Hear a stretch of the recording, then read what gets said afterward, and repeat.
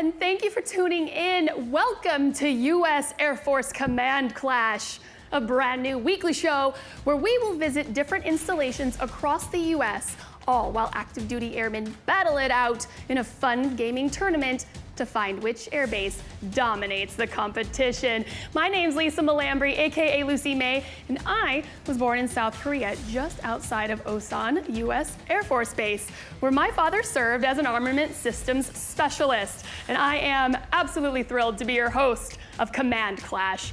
We're gonna game, have tons of fun, and get to know more about the U.S. Air Force and what our outstanding airmen do. All right, but they won't be alone, you guys. Every week, new special guests will help the airmen along to succeed. At least, that's the plan. Guests like NFL pro Clay Matthews, Call of Duty expert Nameless, and comedian Eric Griffin. All of the gaming will be shoutcasted by the multi-talented Jeff Leach, and you may know him as the voice of Ghost in Call of Duty Modern Warfare. He's gonna be bringing nothing short of hilariously good times, y'all, so you definitely do not wanna miss a single moment of the episodes ahead. You can catch us every Saturday, streaming right here, also on YouTube and Facebook. You can also watch the VODs over at YouTube. I'm just so excited to be here. Are you guys excited? Drop some hypes in chat right now if you're watching us live. But you can also watch us over on our partner channel, ESTV, available on Rocky, Sling, Dish, Fire TV, hang on, there's more, Vizio, and Samsung TV Plus. And if that was just a lot of information, simply follow us on Twitter at AFSVC_esports. All right. Let's get this show started, but we're not going to be diving into the series competition just yet. Today, for you as an introduction to U.S. Air Force Command Clash, we have got a few different games on deck, and we'll be speaking to some fantastic airmen along the way. So we'll be playing Apex with Senior Airman Alyssa Murphy, Fall Guys with Tech Sergeant Justin Simons, and Call of Duty Warzone with Staff Sergeant Courtney Touche. Today's special guest, well, it's former NFL wide receiver Hank Baskett. He's in the studio with me today. But before we say hello, you may be asking, what is Command Clash, Lucy? Or Lisa? Lucy, I go by, we already heard that, Lucy May. What's going on over there? Right here? Well, first, I want you to know that it's indisputable that playing video games is a top hobby for Air Force men and women. So this will be no surprise to the airmen who already consider themselves gamers. But we sent in a survey, okay, and then thousands answered. 98% said they spend at least 3 hours gaming per week, with more than 54% playing over 10 hours a week. In addition to playing games, 81% of airmen surveyed said they spent at least 3 hours a week watching gaming content on Twitch and YouTube. Wow, those are some numbers. So now, I mean, we know most of you at home are pretty well versed in video games and its lifestyle, but there's also a lot of people watching who are just new to the idea of gaming as a pastime, event, or even a sport. So that's why we're doing this. We love playing games. And for us and many people, gaming is what we do with friends, where we find and build community. We also can sharpen our minds and our reactions. So we wanted to bring some fun and competition to our airmen, and we find ourselves here today with the U.S. Air Force Command Clash, and we're really excited to be bringing this series to you guys. This season, we will feature Call of Duty Modern Warfare, and over the next 4 weeks, we'll visit Nellis Air Force Base, JBSA Lackland, Davis-Monthan Air Force Base, and Joint Base Langley Eustis. At each base, airmen will accumulate points from multiple rounds of free-for-all and gunfight. We'll start the day with 5 airmen, and the ones sitting at the bottom of each scoreboard after each game mode will say goodbye. The remaining 3 will continue on with a few of their comrades in Warzone to end the show, and they will go on to represent their base in the finale. 4 installations, but only one can be the best at Call of Duty. Again, all in fun, but who doesn't like to spice it up with some stakes? All right, time for some games and friendship. Who remembers our special guest for today? Write it in the chat and see if you remember. As a former professional athlete, he's no stranger to teamwork and competition. His love for gaming now has him building custom PC rigs. Everyone, please welcome Hank Baskett. Come on, guy, what's good? How you doing, Lisa? I'm well, I'm so glad you're here with us. Always, and thank you for having me. Yes. We got to go that virtual high five. Oh wait, wait. No, that was a special high five you had. You know what? We got to go Top Gun. We're with the Air Force today, so you got to go back to Top Gun. Let's get that. Okay. Let's get that. There we go. See? He had to teach me that earlier. Yeah, you know what I'm saying? Hey, Hank. So, well, you yourself have a connection to military. Tell us about that. Well, along you, and that's something that I just found out about your father. So I was born in Clovis, New Mexico, and in Clovis is Cannon Air Force Base. So between my mom, dad, and brother, my family has served this country for over 80 years, and it's just been amazing. My foundation, the Griffin Gibbs Foundation, I work with current military men and women, as well as the veterans, and gaming is something that's always been a part of my life. And in fact, I played my first system at my babysitter's on the base, the old Atari. And talking about the way it connects us and brings us closer together, there was a lot of guys I graduated with in high school that actually went to serve overseas, but the way we stayed in contact was playing video games. One of us would, if they were up at 4 a.m. their time, you know, it's like the afternoon over here. So it's and it brings that competitive nature out. You know, I was playing in the NFL at the time, but still playing with my friends overseas. So gaming, it can bring together so many people, and especially with the military men and women, it helps get de-stressed, because I mean, they're in stressful environments. So giving that opportunity for them to be able to do it and be here today with the command class is just absolutely amazing. Yeah, it's fantastic. I love this. I mean, just all the things, like you said, that the positives gaming can bring to your mental health, being able to relax, hang out with your friends, like you said, or make some enemies. You know, sometimes that can happen. There's a little trash talking. I can't imagine what it's going to be like for these bases going at each other. I know, right? I'm sorry to carry you, man. All right. Well, so we're going to be hanging out today, and you're going to be playing some Call of Duty Warzone. Is it going to be some good gameplay, Hank, or are we in for some yikes? Well, I like to play, you know, all the different facets of Call of Duty, and I will say this, that BR is not my best. I haven't played that one in a while. Oh, the excuses are coming out, y'all. The excuses are here. So in Warzone today, because I don't want this stream to be cut too short, you're going to see me at the circles at the bottom of the map. I'm going all the way up to the quarry or the dam, and you're going to get a lot of this running around. Aim, aim, and then run. So it's going to be it's more of a track meet today. Yeah? I mean, you know the game's called Warzone, right? Not Running Simulator? You know what? Hey, pick your poison, pick your poison. Okay. Hank, we're really excited to see you in your gameplay, and to you at home. As with every good sporting event, to kick things off, please join us for the national anthem.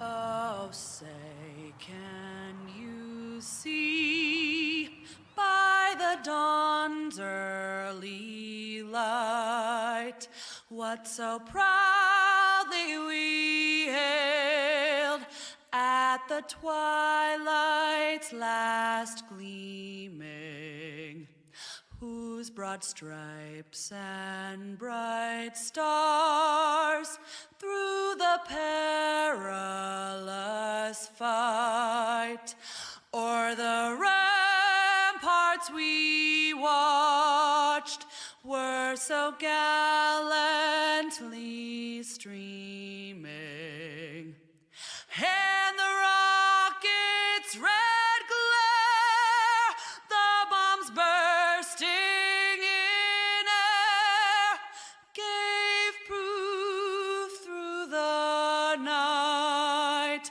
that our flag was still there. Oh, say does that star-spangled banner yet wave o'er the land of the free and the home of the brave?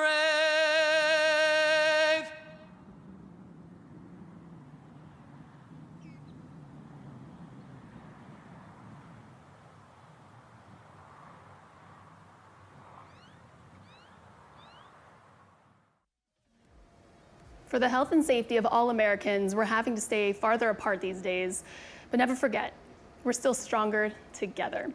All right, well, now we're gonna dive into some Warzone with, remember that guy, Hank Basket? He loves that one game, Running Simulator. Oh, are you getting ready over there, Hank?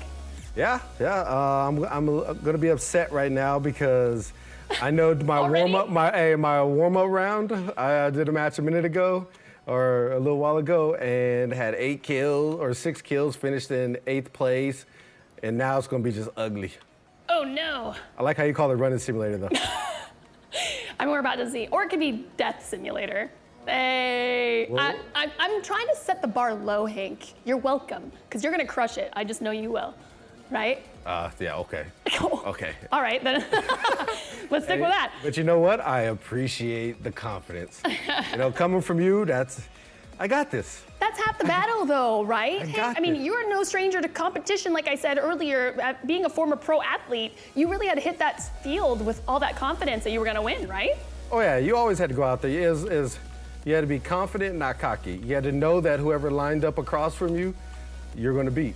You What- have to. If you go out there and you're defeated right away, there's no sense of going out there. What's the difference between confident and cocky?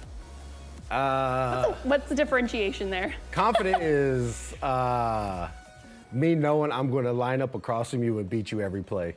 Cocky is me telling you I'm going to beat you every play. That's the difference. All right, let's check out this map. See, Wait. I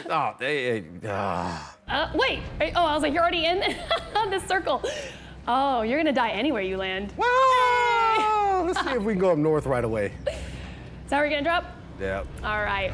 Well, while you're jumping out, I want to kind of take it back to what we were just talking about with your experience as a former NFL athlete, and just that we were talking competition and team play. Warzone, right now you're dropping into solos, but Warzone also has squads where team play, and we're going to see a lot of that this series in Command Clash, where our airmen are going to be teaming up to try to work together. Can you give us some parallels of what that looks like with competitive video gaming working together and competitive physical sports such as football and working together?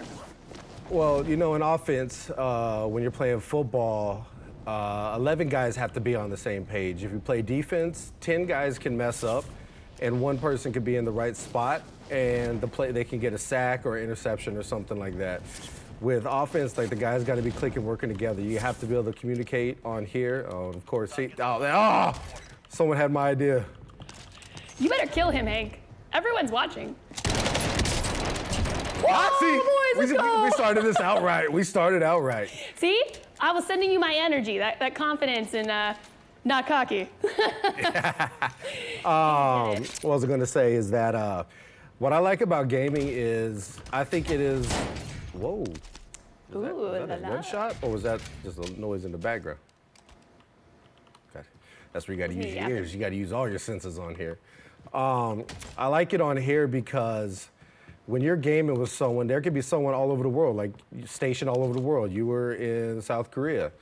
And you get people in gaming situations and tournaments and this and that where you don't get to, everyone doesn't speak the same language, but yet you have to find that common goal. So that's where putting down your marks, being strategic about where you're going to drop, where you're going to land, where's the enemy coming from, and things like that. So you have to, I think it's accelerates when it talks about coming to teamwork and communication. And I'm going to keep asking in these parallels with your experience in the NFL and video games. Now, you just mentioned sound, right? You were expressing how sound is very important in a game like Battle Royale of Warzone.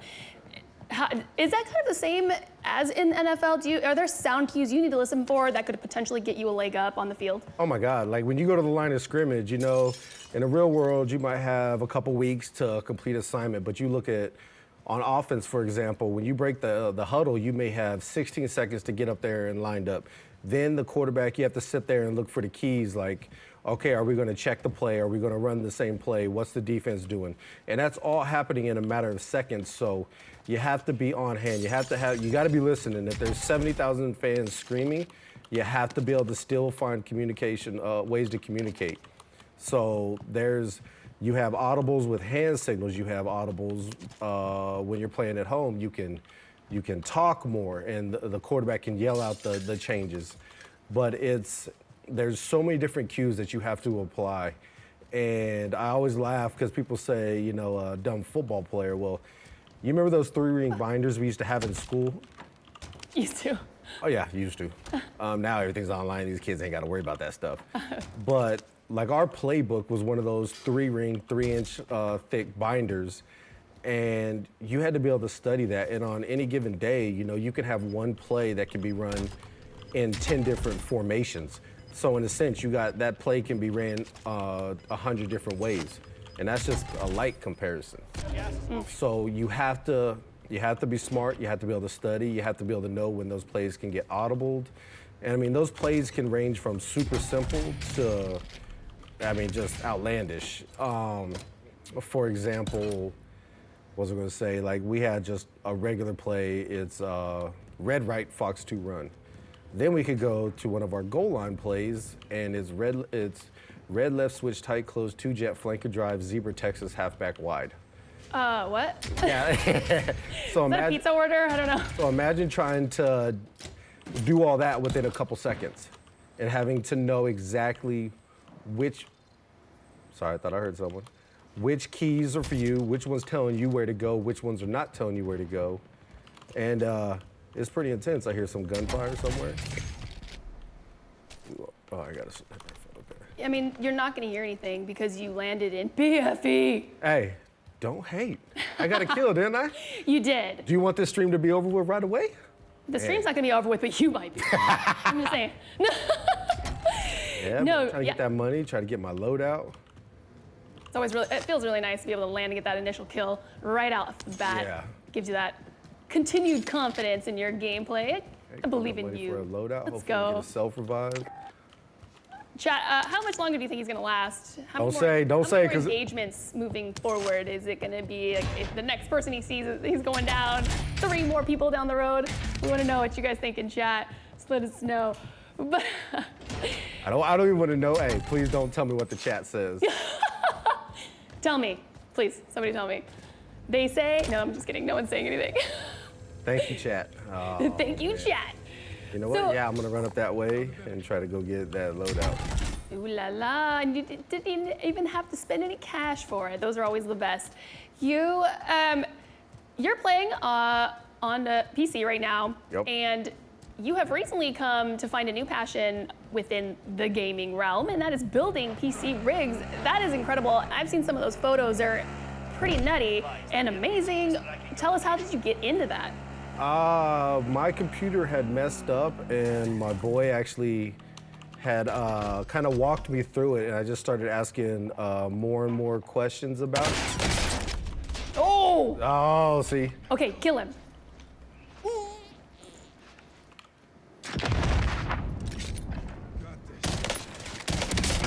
Ooh, let's go, everybody! Oh, and then there's the guy who's He left you following me. a present. Yeah, just take Oh, it. man. Yeah. No, the threat is close to me. Oh, you're being hunted? Yep. Oh, rip. Good luck. Yeah, yay. F's in chat, Frank. Ooh, all right. Well, you saw that come from the right?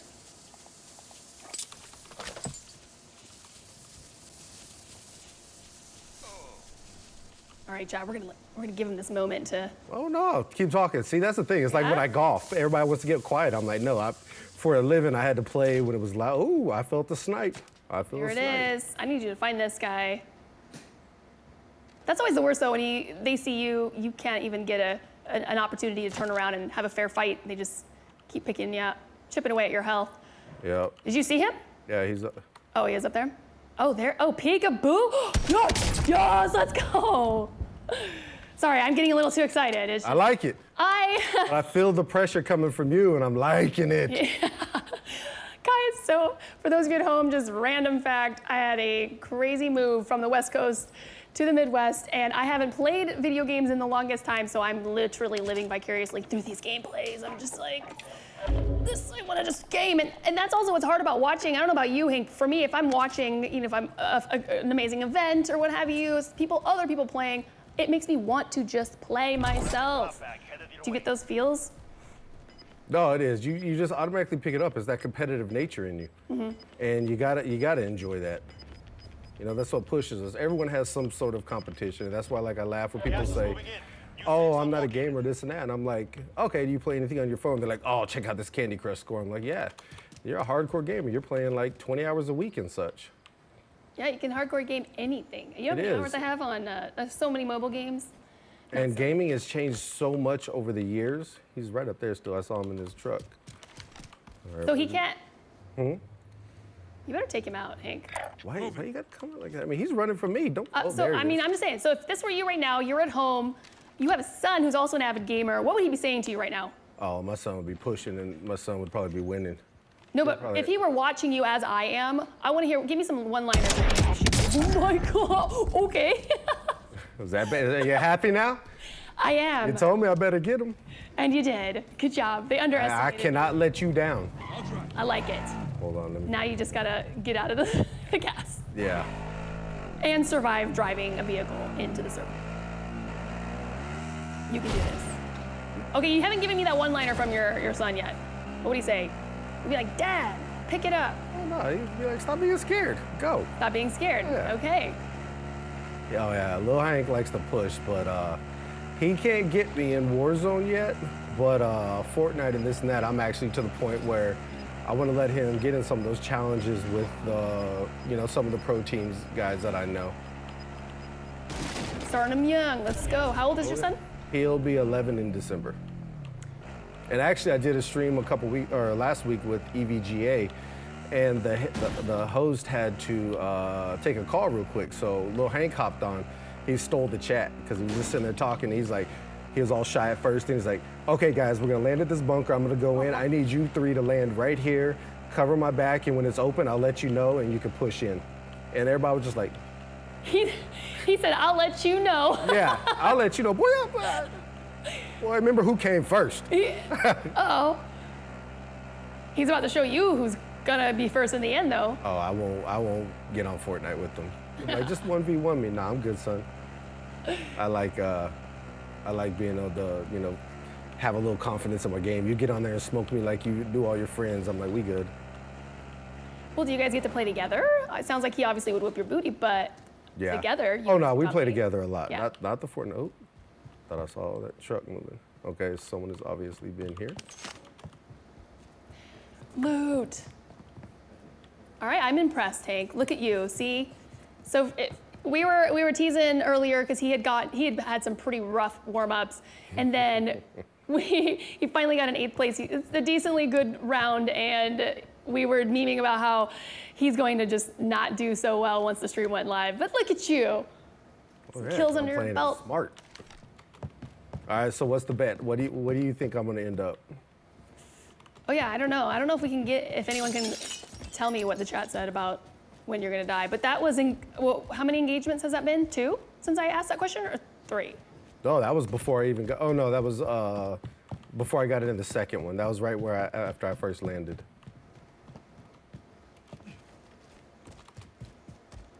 And here you are. But back to the PC building, all right? So this is a new venture that you're super excited about, guys. You won't stop talking about it. Oh, but love it. they're amazing, so rightfully so. But it's kind of a new thing you're getting into, and you're trying to build this up, not just with to game and for yourself. You're doing it for other people. Oh yeah, and I like that I'm getting hit up about doing all different kinds of builds. The lower end, but the thing is, I put that personal touch on it. Actually, I'm just got my domain this week, and I'm starting on my website now. It's going to be HB Customs because I want to be able to provide that opportunity to customize whatever you want, whether it be a PC with your logo, your autograph, whatever it is engraved in there. Say you want a mini fridge that's custom skinned, I offer that. I mean, I just want to provide that top to bottom white glove approach. So be on the lookout for that. And it's crazy, like right now for a current NFL player, he actually wants one of those mega builds, one of those super towers, and I'm like, oh yay. Hey, you know what? You get thrown into the fire. If you go in the NFL and you start playing as a rookie, you got to learn on the fly. So I can't complain about that. Wow, I love that. So you just threw a comparison from something you learned through all of your efforts in the NFL, and now you're applying that same kind of pressure, like you just said, to this new venture in the PC gaming custom builds, if you will. And not even just PCs, you mentioned mini fridges. Yeah, mini fridges, controllers, whatever I can help someone Controller? custom. Yeah, I can custom skin controllers, whatever. I got a partner that I work with on that.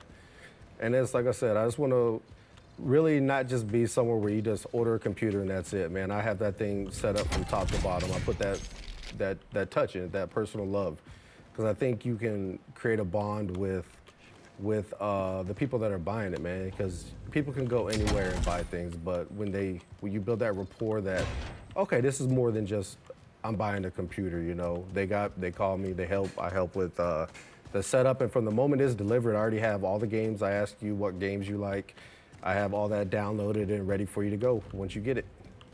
Well, you said you just got your domain, so is your site up and running? I'm pretty sure the chat's probably thinking, let me check it out. Oh no, it's like literally, I just got the domain last week and building the website right now, but it's going to be hbcustoms.com.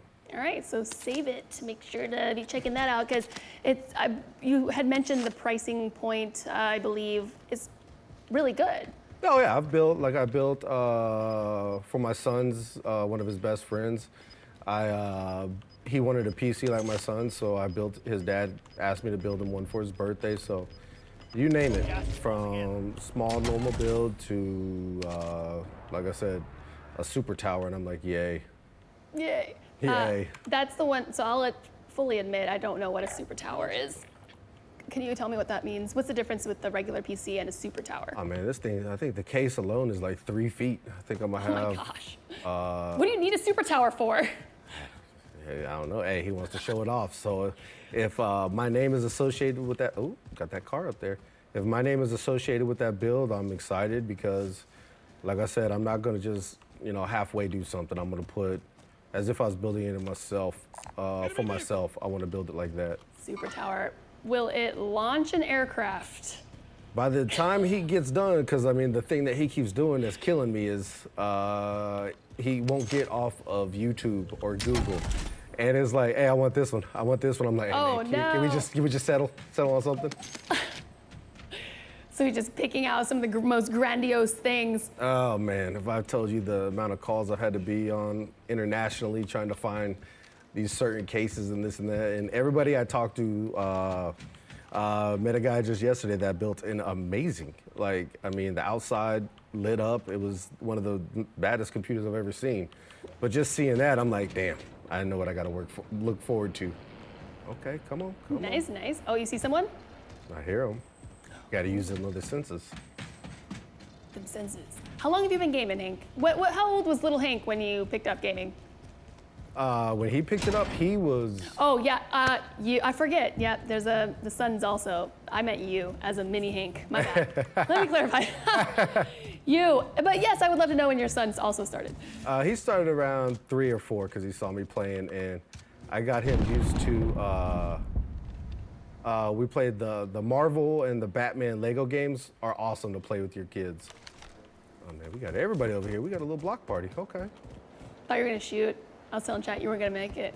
Oh, nah. Let's see what we got going here. It's cool. It's recon time. Trying to find out where everyone's going to be. No, I don't want the chat to get bored. And of course, when I start getting close to them, they run away. When I was with my babysitter out on the base is when I first started gaming. I was little, but then, in fact, I still to this day have my original Nintendo, Super Nintendo hooked up at the house. Okay. And I still run on those. And It still works? Oh yeah. It still works? Man, you gotta take care of it, man. You gotta treat Okay. your stuff right. But the thing is, like I told my football agent this when I first went out to train for the draft. I was like, once a gamer, always a gamer. I was a gamer, then a professional athlete gamer, and now that I'm retired, I'm full-fledged gamer. Full-fledged gamer, then took a little hiatus for some sports ball and then back to gaming. So, but I do understand that you still kept gaming very relevant, during your professional career in sports. How did you manage to do that? Oh man, I was the guy that when we'd go on a trip, I would have my Xbox wrapped up in my sweats. Hope they were clean sweats. Uh-oh. He popped off on me. All these people just like popping up and then hiding. Is he trying to kill you with an A? Okay, bye. All right, he's coming back up. He's got that self-res. Someone approaching? No, I was just making sure. Okay, all right, see, yes. I like it. Gotta be ready. Because Lucy's talking all in your ear. You I like it, some though. footsteps. Distracting me. See, I play better with the distraction. Okay, then you're welcome. I'll take my cut later, but I can give you my PayPal. Hey, all right, coach. That's what it's going to be. Coming. All right, then I'm gonna ask you a question while you're trying to take this fight. So then that would explain a lot about why I remember you were very active with the company Gamescase. Yep, I'm actually one of the partners over there. Okay. And when I first saw them, I was like, I don't care what that costs, I need that because I took my gaming everywhere with me. Yeah. For those of you that don't know, Gamescase is a company that makes the ability to be able to take your consoles on the go. It's a monitor, all the cords that you need, and you just plug your Any console in it. Yeah, you put and it's an actual case for it too. That's why it's Games Case. So you put your console in it with all the cords, and you can put a controller or two in there, carry that around, and it's a one-stop shop gaming station. It is. It's fantastic, and being able to take that. Like when I got out, I wish Twitch and all that was around when I started playing because I talked to a lot of the athletes now, and I was like, man, develop that fan base because you got your fans that love you because you play for the Philadelphia Eagles or the Miami Dolphins, whoever it may be. But the thing is that when they're not going to go out there like and catch a pass like you across the middle, or if you're a linebacker, fill the A gap when a running back's coming through. So they can't relate on that level. But when you get in gaming, and this is what's amazing about gaming, like I said with my little son, it's an equal playing field. All ages can beat anybody at any time.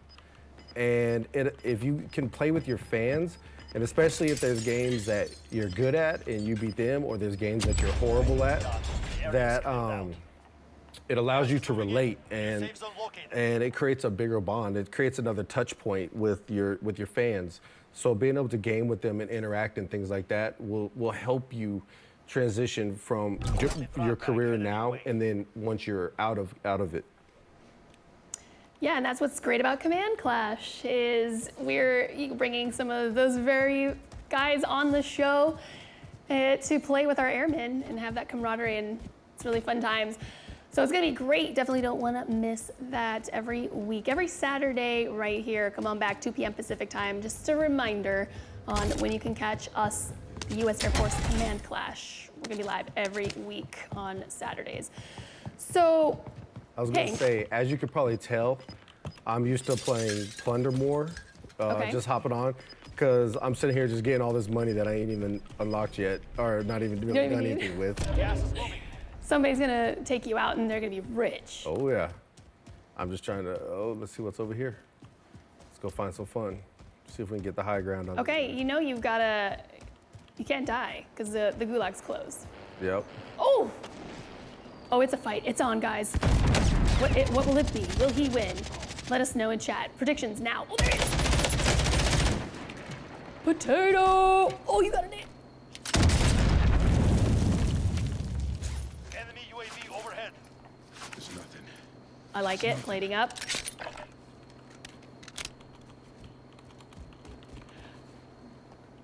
Oh. Oh, he had the shotgun. No! Oh. He pushed hard. At him too. I Oh know. man. But that was the guy that was in the truck. Yeah. All right, 15th, better than what I thought was gonna happen on here. Yeah. And you got some good kills. At least you didn't. It wasn't just running simulator, so we got a pleasant surprise in that. It may have started out like that, but I didn't want everybody to get too bored, and I felt you were running out of questions. Oh no, not at all. I mean, I was just letting you do your thing. I wanted to know more about Gamescase and such, and how that was panning out, and what everyone else. What did the guys think? Here, we'll just close with that. What do the guys think when they see you with your little setup? They always ask, how do I get one? Yeah. Where does that come from? How do I get that? And you look at guys, since I been with games, I think that we've gotten over 500 athletes and celebrities' hands. And you got like the McCourtney twins when they were going to the Super Bowl a couple years ago with the Patriots. They're getting off the plane. Back when LeBron James was in Cleveland, when he was walking in the hotel, our games case has a certain shape to it that we know what it is. You can see him getting it, walking in with that. And then I don't have them on now, but I actually partnered up with another company, headphone company called Lucid Sound. And when I first saw them, I was like, you did it. You created the beats of this industry. And they're like, no, our audio's, high-end gaming and this and that. And I was like, no, I was like, you created the first gaming headphone at that point that, you can disconnect from everything and then go about your day and listen to it with your phone, and it looks like, a pair of Beats. So ever since I've been with Lucid for a few years now, and that's just been amazing. And that's the thing I try to do. Like, I've got some great partnerships over at Logitech, and it's these relationships that I've been able to build over the year. I try to pass that along and help introduce it to fellow athletes and other celebrities and things like that are just diehard passionate about gaming. And it's because it's something I love. And when you find those guys that are just as passionate, it's a smooth transition. And then you meet great people like you and your husband. I mean, I've known y'all going on, like 6-8 years now? You develop those relationships, and that's what the gaming industry has done. It has created those relationships. You got the airmen that are going to be playing together from different bases all around the world. But what happens one day when they're actually stationed together? You create bonds like that. And that's why, unfortunately with COVID and this and that, we didn't have PAX or E3 or things like that, typically where, I'd always go have dinner with Rick or something like that. Just Rick? Okay, cool. I'll just stay at home. Oh, no, you're big time. Go have fun. Hey, you're big time. I get to be on stream with you today. My clout just went up about 100 levels. Anyway. I am with the Lucy May. So you're having dinner with my man. What else? Relationships have been built in this industry that, can sometimes be different than ones that are just made in person. When you're gaming with these people, you game a couple times. And how many times have you been playing with someone and y'all were, going back and forth as on a team, and then you send them a friend request. And it's funny that that friend request turns into a lifelong friendship. And these are some people that you may never meet in your life, but yet you talk with them while you're gaming more than you do people that you see every day in your life. It's the gaming industry is different. That's the only way I can describe it. It is different, and it can be life-changing. Of course, you get some of those chat rooms where you're like, go ahead and mute that.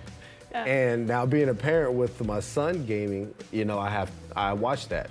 But I let him know, I was like, son, if you want to play with me, or if you want to be in these competitive matches, things are going to get said, this and that. So I made him well aware, but oh yeah, trust me, I'll watch that for him. I'm gonna be like on the Avengers. Remember Thor got on the chat, and he's like, user whatever. Yeah, this is Thor. If you say something again, I'm gonna come find you. I'm that dad. Yes. Do you say it literally just like that? I'm like, do we have a problem here? Ooh. And then what happens? It just gets silent. No, yeah, it does a little bit. Then there's some that'll chirp off, but that's what's so great about it. You just hit that mute button. Yeah. And gaming is everywhere. Gaming just keeps giving. Guys, Hank just keeps giving PC, HB Customs. There you go. Make sure you keep a look out there. But that's all we've got for gameplay there, Hank. We're going to see you in a few weeks. Yes, you are. And fortunately, I'll be joining the airmen at Davis-Monthan Air Base. And but before we get there, the command class, as you know, will be at Nellis Air Force Base October 3rd. It'll be at Lackland on October 10th. I'll see you at Davis-Monthan on the 17th. And then we'll wrap up our base tour at Langley on October 24th. And then at the end, to make everything exciting, as you were telling earlier, all the bases are going to be going head-to-head in the final clash on October 31st. So a little Halloween clash for you. But until then, you can catch every episode streaming on YouTube, Twitch, or Facebook. Most importantly, follow us on Twitter at AFSVC_esports. After each show, you can catch our video replays, so you can go back and watch and tell me what I could have did wrong in this episode. You can also watch our event on our partner channel, ESTV, available on Roku, Sling, Dish, Fire TV, Vizio, Samsung TV Plus, and basically anywhere you could possibly imagine. Yes, everywhere, right? Oh, just like games, it's everywhere. Thanks, Hank. You're the best. Oh, thank you. See you, man. All right, next, we're gonna meet our first airman and talk games, but first, let's talk about who an airman is. When the average American, especially a civilian, thinks of the Air Force, they think planes and pilots, but the vast majority of airmen aren't even pilots. They're serving their country in many other important ways that keep us mobile, technically advanced, and always ready to move. Check this out.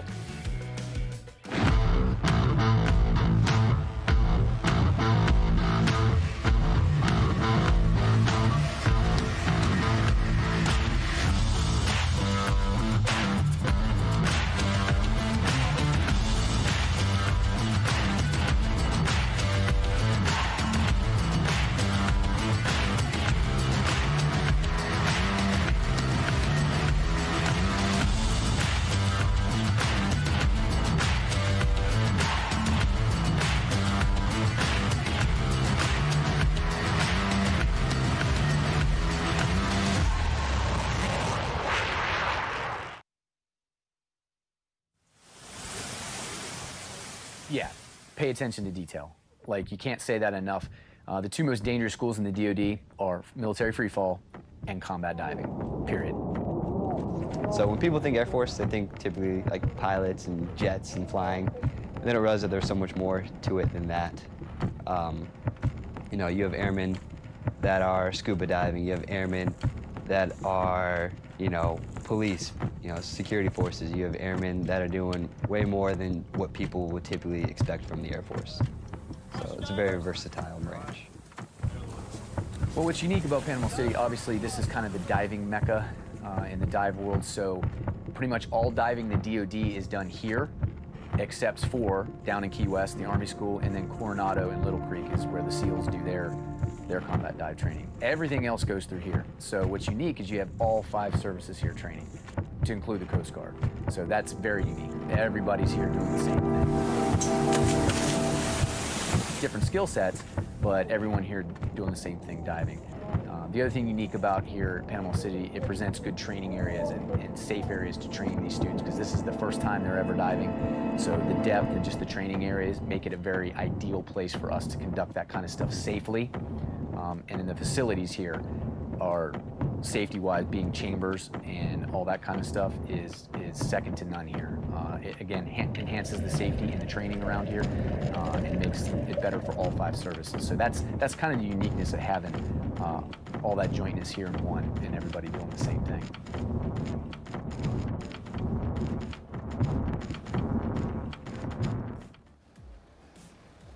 We talked to thousands of airmen to get to know more about them and what games they're playing.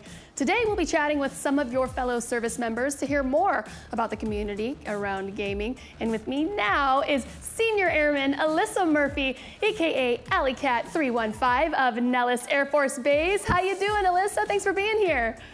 Doing good. Thank you for having me. Yes, all right. So we want to know what you do in the Air Force. So I am a computer systems programmer. So I code for a living, basically. And we create programs for different service members and different units to use to make the mission effective and efficient. Awesome. All right. Well, how long have you been doing this?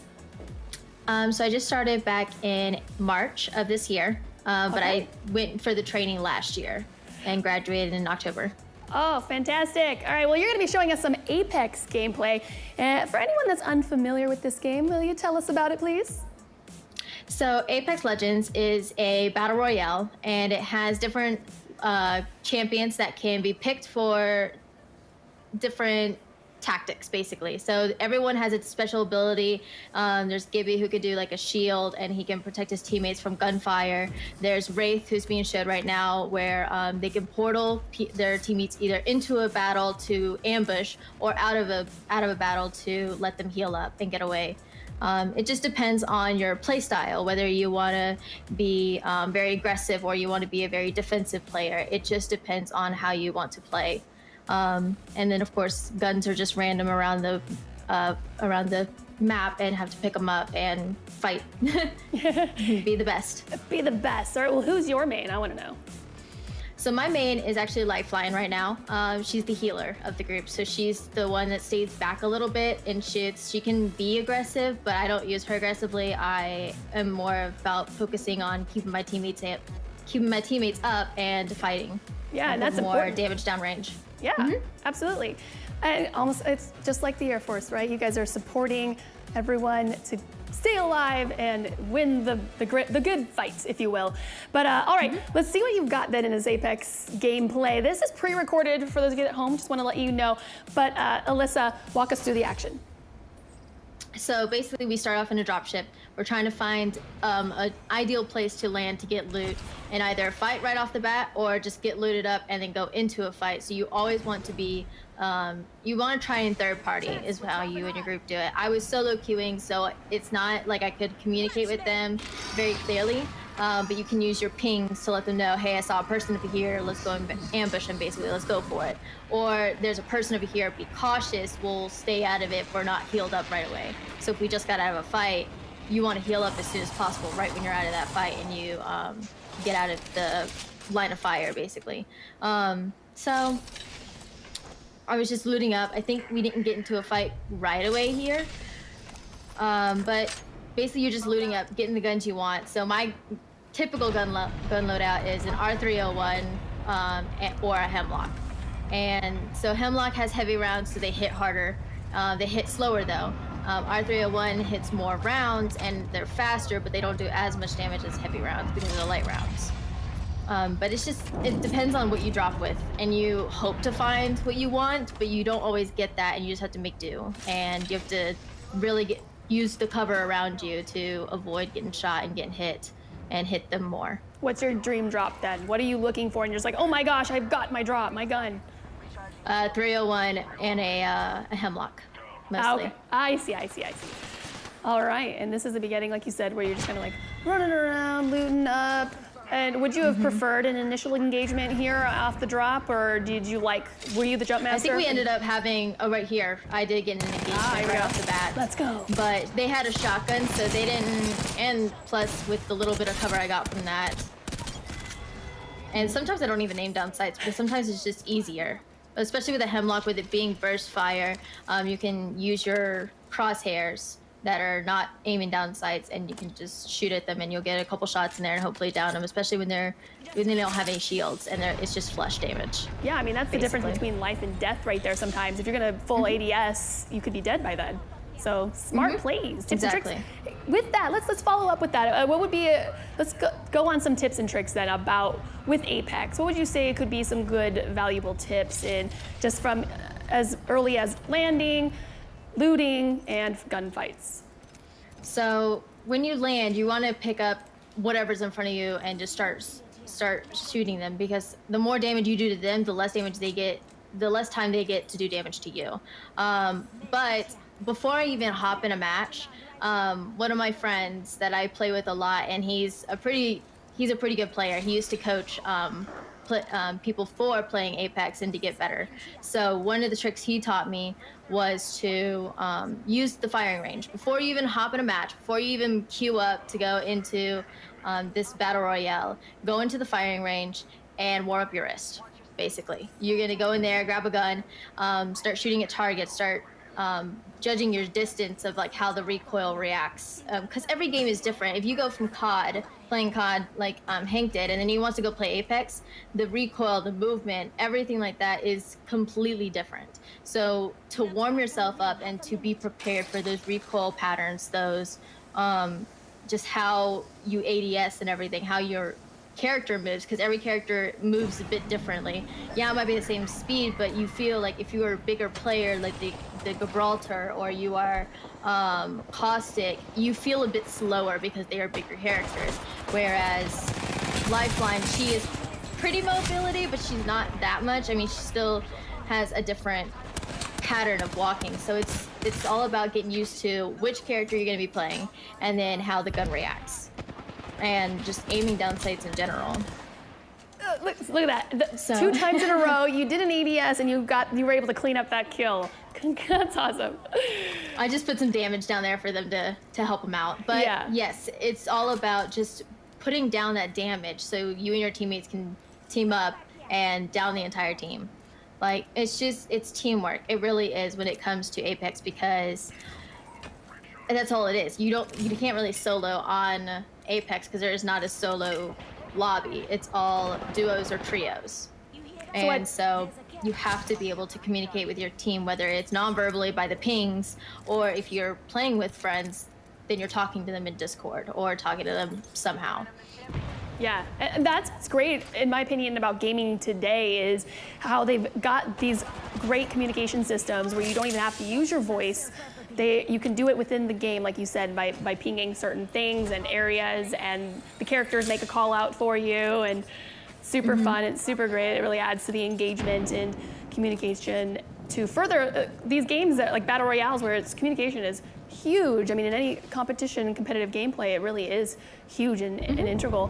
And you got through this, though. You weren't able to clearly communicate with them as you would with, say, your friends, right, via voice comms. Right. But you were able to get by well enough within the game itself to do that. So, but like for the game, like sometimes a lot of it is just paying attention to how your teammates are moving. Like you can see there's a little mini map in the top left.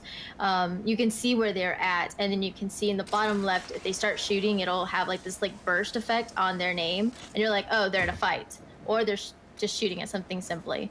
But most likely they're going to be in a fight, and you're like, okay, so I need to go to them and I need to see what the situation is. Are they pushing up on him? If they're pushing up on him, you got to push with him. But if they're not pushing up on him, you want to get to a better vantage point, whether it be on higher ground or just where there's more cover than they have cover. So it's all those factors into play. do you compete in Apex? I mean, it's just the way that you're talking about the game and the gameplay, it sounds like you've got it all together. Do you compete in any tournaments for Apex? I actually don't, but I do love just playing Apex and learning a game, because I used to play a lot of competitive games. I used to play Siege a whole lot. I played that for 2 years straight. I played Siege and loved it. And while there's not really strategy to that game, I still had a lot of fun and played with my teammates, and we did do some ranked matches on there and some ranked plays and tried to level up. So it was a lot of fun. But I don't really play tournaments, I guess you could say. I'm not the super competitive kind, but I love playing with my friends and getting those kills and just hoping to get number one. Aren't we all? Well, then with that, you're on the air base. As you said, you played with your friend who's a coach that coaches some players to play Apex on a higher level. How does that fit into your life as an airman and just being able to game? And what does that look like for you, and how does that affect your day-to-day? Well, sometimes life is stressful. Like for anybody, life can be stressful, and so gaming has always been a favorite pastime of mine to de-stress from the day and whatnot. I mean, I've been gaming since I was a wee little girl, like with my dad. My dad was the one that was into gaming, and he's the one that brought me into gaming. I started playing on the Nintendo 64, and I played on GameCube. I played, my dad raised me up on PlayStation, and I didn't get into PC gaming until last year. And it's just been, I love it. I absolutely love it. It's a great way to hang out with friends that you aren't close to, because being military, you move around a lot. And even before the military, I had friends all over the States because they were military. And I wasn't. Like, my dad was never in the military, but he had thought about it at one point, but then he got his wife, my mom, got pregnant with me, and he didn't want to miss the small moments in my life, which is understandable. Like, it's a big commitment to make to the military. But with that, I had previous family, my grandparents and whatnot, that were in the military. So I knew what the lifestyle consisted of. It's just, I wanted it. And so with that, I kept moving, and so it helped me stay connected with my friends, even though I wasn't there in person. And so that's what I love about gaming, is I can de-stress and I can connect with my friends all over the place, no matter what. Would you say that it was your grandparents that got you into military? Yes, definitely. I wanted to make my family proud, my whole family proud. I didn't want to be, I guess you say, a disappointment. I know a lot of people, go through that, where they don't want to disappoint their parents. They don't want to disappoint their family and everything. And that's exactly what I went through. I didn't want to disappoint them. And so I was like, you know what? I'm going to do something with my life. And that's what I'm achieving now. Yeah. So why Air Force then? Because most of my family was Air Force when they went military. I had one uncle that went Marines, one uncle that went Army, and then I think I had a cousin that went Army. But basically, all my family had went some sort of branch, but most of them went Air Force. And when I was looking at my choices for job-wise, I decided Air Force because they got me out the fastest for my job that I wanted, which was air traffic control. At the time was air traffic control. I do programming now because I realized I couldn't do that job, but it's taken me in a way that I love it. And That's good. I love it. I love being here. I love being in the military. It's great. The Air Force is awarding you plenty of opportunity to kind of be able to try out different jobs. I use try out loosely. I'm not sure exactly how that works in the military, but then you were, like you said, you didn't feel that the original job, your last job, was a fit for you, so you chose to change. What was that job that you had done before? Air traffic control. Oh, that's right. We control the planes in the air and whatnot. But it was just so stressful. And like I had said before to many people, I didn't want that responsibility of someone's life in my hands because I didn't want to cause an accident. I was not fit for that job. I know mentally and emotionally I was not fit for that job. So I was like, you know what, get somebody else in here that is fit for that job and I'll go do something that can still support the mission, but it's not this job in particular. Yes, thank you. That's what I was going to ask. Yeah, I was like, why was it so stressful for you? All right, and then here you are. And so you're loving your current job, right? Yes, I love it. You think you'll stick with it for a while? I think I'm going to stick it for a while. But I definitely have different plans for changing my career, mostly because I want to help people. I love talking to people. I'm a people pleaser. I always want to help somebody. If someone's in need, because I've been there. I've been there where I've needed somebody and needed help. So if I can be there for somebody and help them out and make sure their day is a bit better than what mine was, I will by all means do it. Yeah, and it kind of correlates to gameplay. Like you were mentioning, you like being the support player in the game so that you can keep your teammates alive. So we can see this, how it's just paralleling a little bit of real life. But look at you, you're trying to survive at this moment. Oh no, Alyssa, stay alive. Get out of the zone there. Get into the clean area. Yeah, we got into a little bit of fight inside the ring there, but we made it out, thankfully. Oh, spoilers. Getting it. I mean, we got out. There she is. I mean, we were like right there, yeah. And we were trying to heal up and whatnot. And then I had to drop my make sure my teammates were okay because they're right there trying to get out of the zone. Also, drop my healing drone right there that heals them up so that they can get health and we can go into a fight possibly because the zone's getting smaller. Yeah, you've kept everyone up so far, and that's fantastic. And I could only assume that you are also a fantastic airman and a super support over there as a programmer. Well, how much time would you say you have free to be able to even unwind on some video games with friends? What's your job entail? So my job is normally a normal like 8 to 5 job is basically what mine is. But I normally game for about, let's see, I normally game until about 10 at night. I'm not even gonna lie to you. So about from 5 to 10 every night I game. Because I mean, we're quarantined. I don't have really anybody, I can't really go out and, hang out with my friends and whatnot. So it's like, might as well just game some. You're hanging out virtually. Talk to my friends, hang out, be safe about it, and then hop off for the night. Hop off. And get ready for the next day of work. Rinse and repeat. Oh yeah. Yeah. You're currently stationed at Nellis, which is we get to hear about that a little bit later in the series. How are you? Have you been to another installation, or has Nellis been your first and only so far? Holloman was my first one, which is in New Mexico, Alamogordo, New Mexico. It was great being out there. It was kind of out in the middle of nowhere, but not really.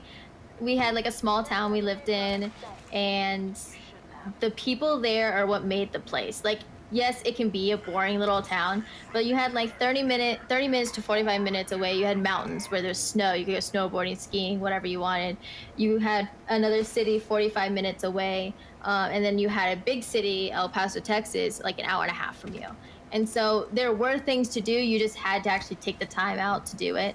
I mean, I got into gaming there too a lot, but that was only because during the week. Like the weekends, me and my friends would be going out. Like we went rock climbing one weekend. We went to like a trampoline park another weekend. We went to White Sands and went out and saw the national park out there, and went sand sledding. Ever heard of that? Sand sledding. I mean, I'm pretty sure, like, I'm not surprised anymore, if anything.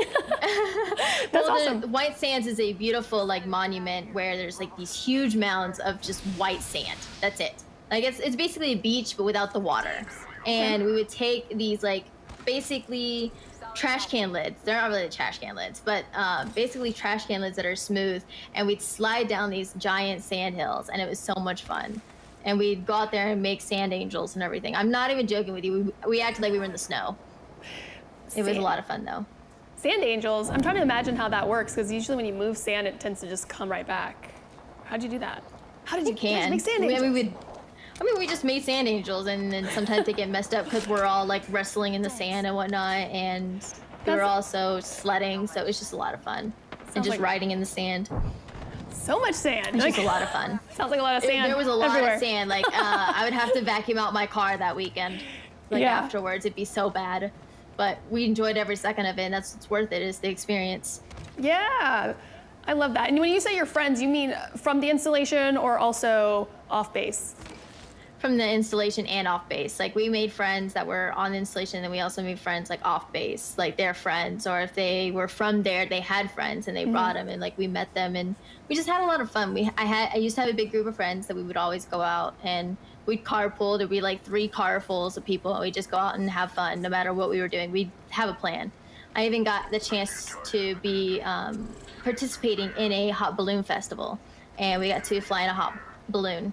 It was a lot of fun. Wow. And people are very passionate about hot balloons. You don't realize that Really? until you get out there. Very passionate. What very. makes it passionate? It's like, It's great. don't touch my hot balloon. Well, not that, just the way that they all work together and want things to work. And just the community is amazing. Like, they're really sweet people and very encouraging about a lot of things.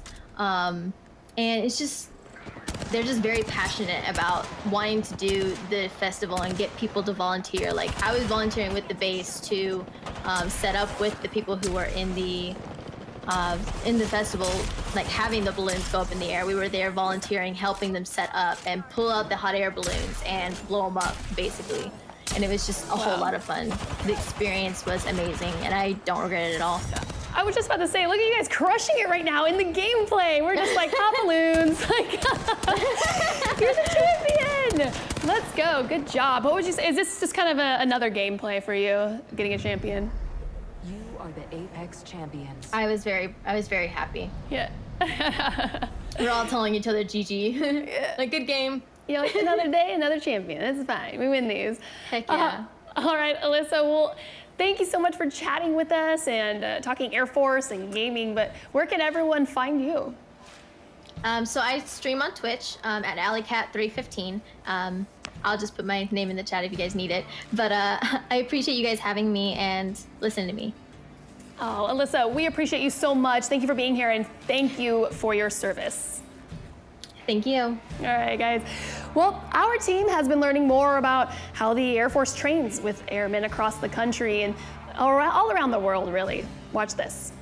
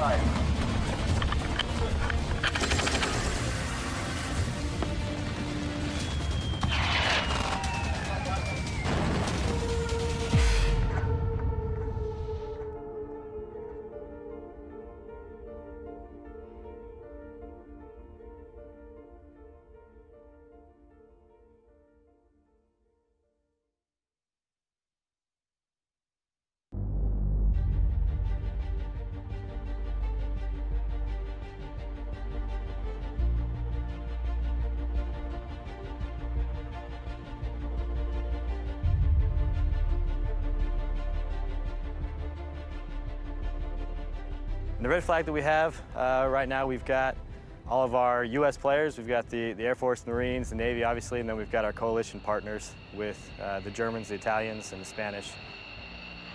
Red Air aggressors here really give us one of the best opportunities that we have to come and train against people who are the experts at giving us a look at fighting against enemy capabilities.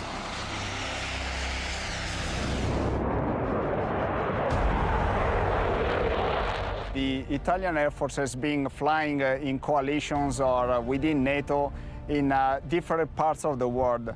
So to have the opportunity to be here together, know our partners in a training and controlled environment, be able to know each other, know our limits, our capability, building friendship and also trust between partners, I think is a unique opportunity for Italy and for everyone in NATO.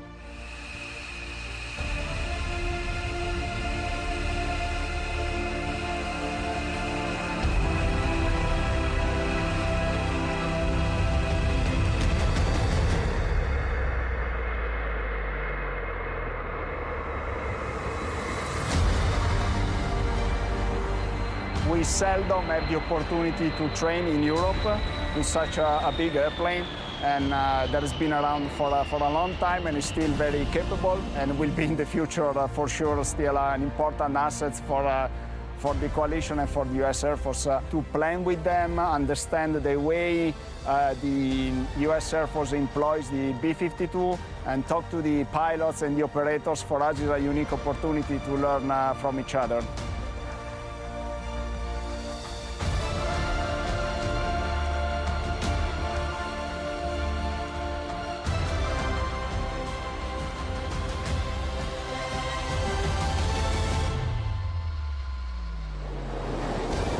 Der Luftraum ist echt einzigartig, wo wir fliegen können. Das haben wir in Deutschland nicht. Die Luft-Luftgegner, die Boden-Luftgegner, die gegen uns gestellt werden, sind auch einzigartig. Und die werden echt alles von uns abverlangen, wenn wir jetzt gleich in die Luft gehen. Und wenn wir nach 1,5 Stunden wieder zurück sind am Boden, dann sind wir auf jeden Fall nass geschwitzt und sind schon gespannt, wie wir uns geschlagen haben.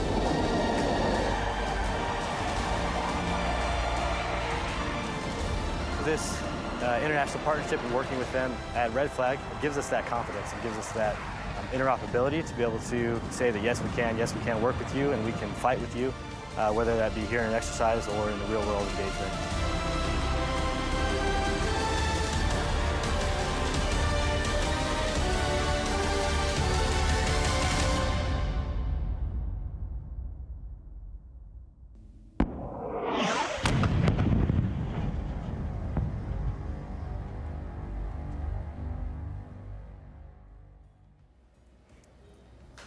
Our next airman goes by Hey McFly online and is active duty at JBSA Lackland.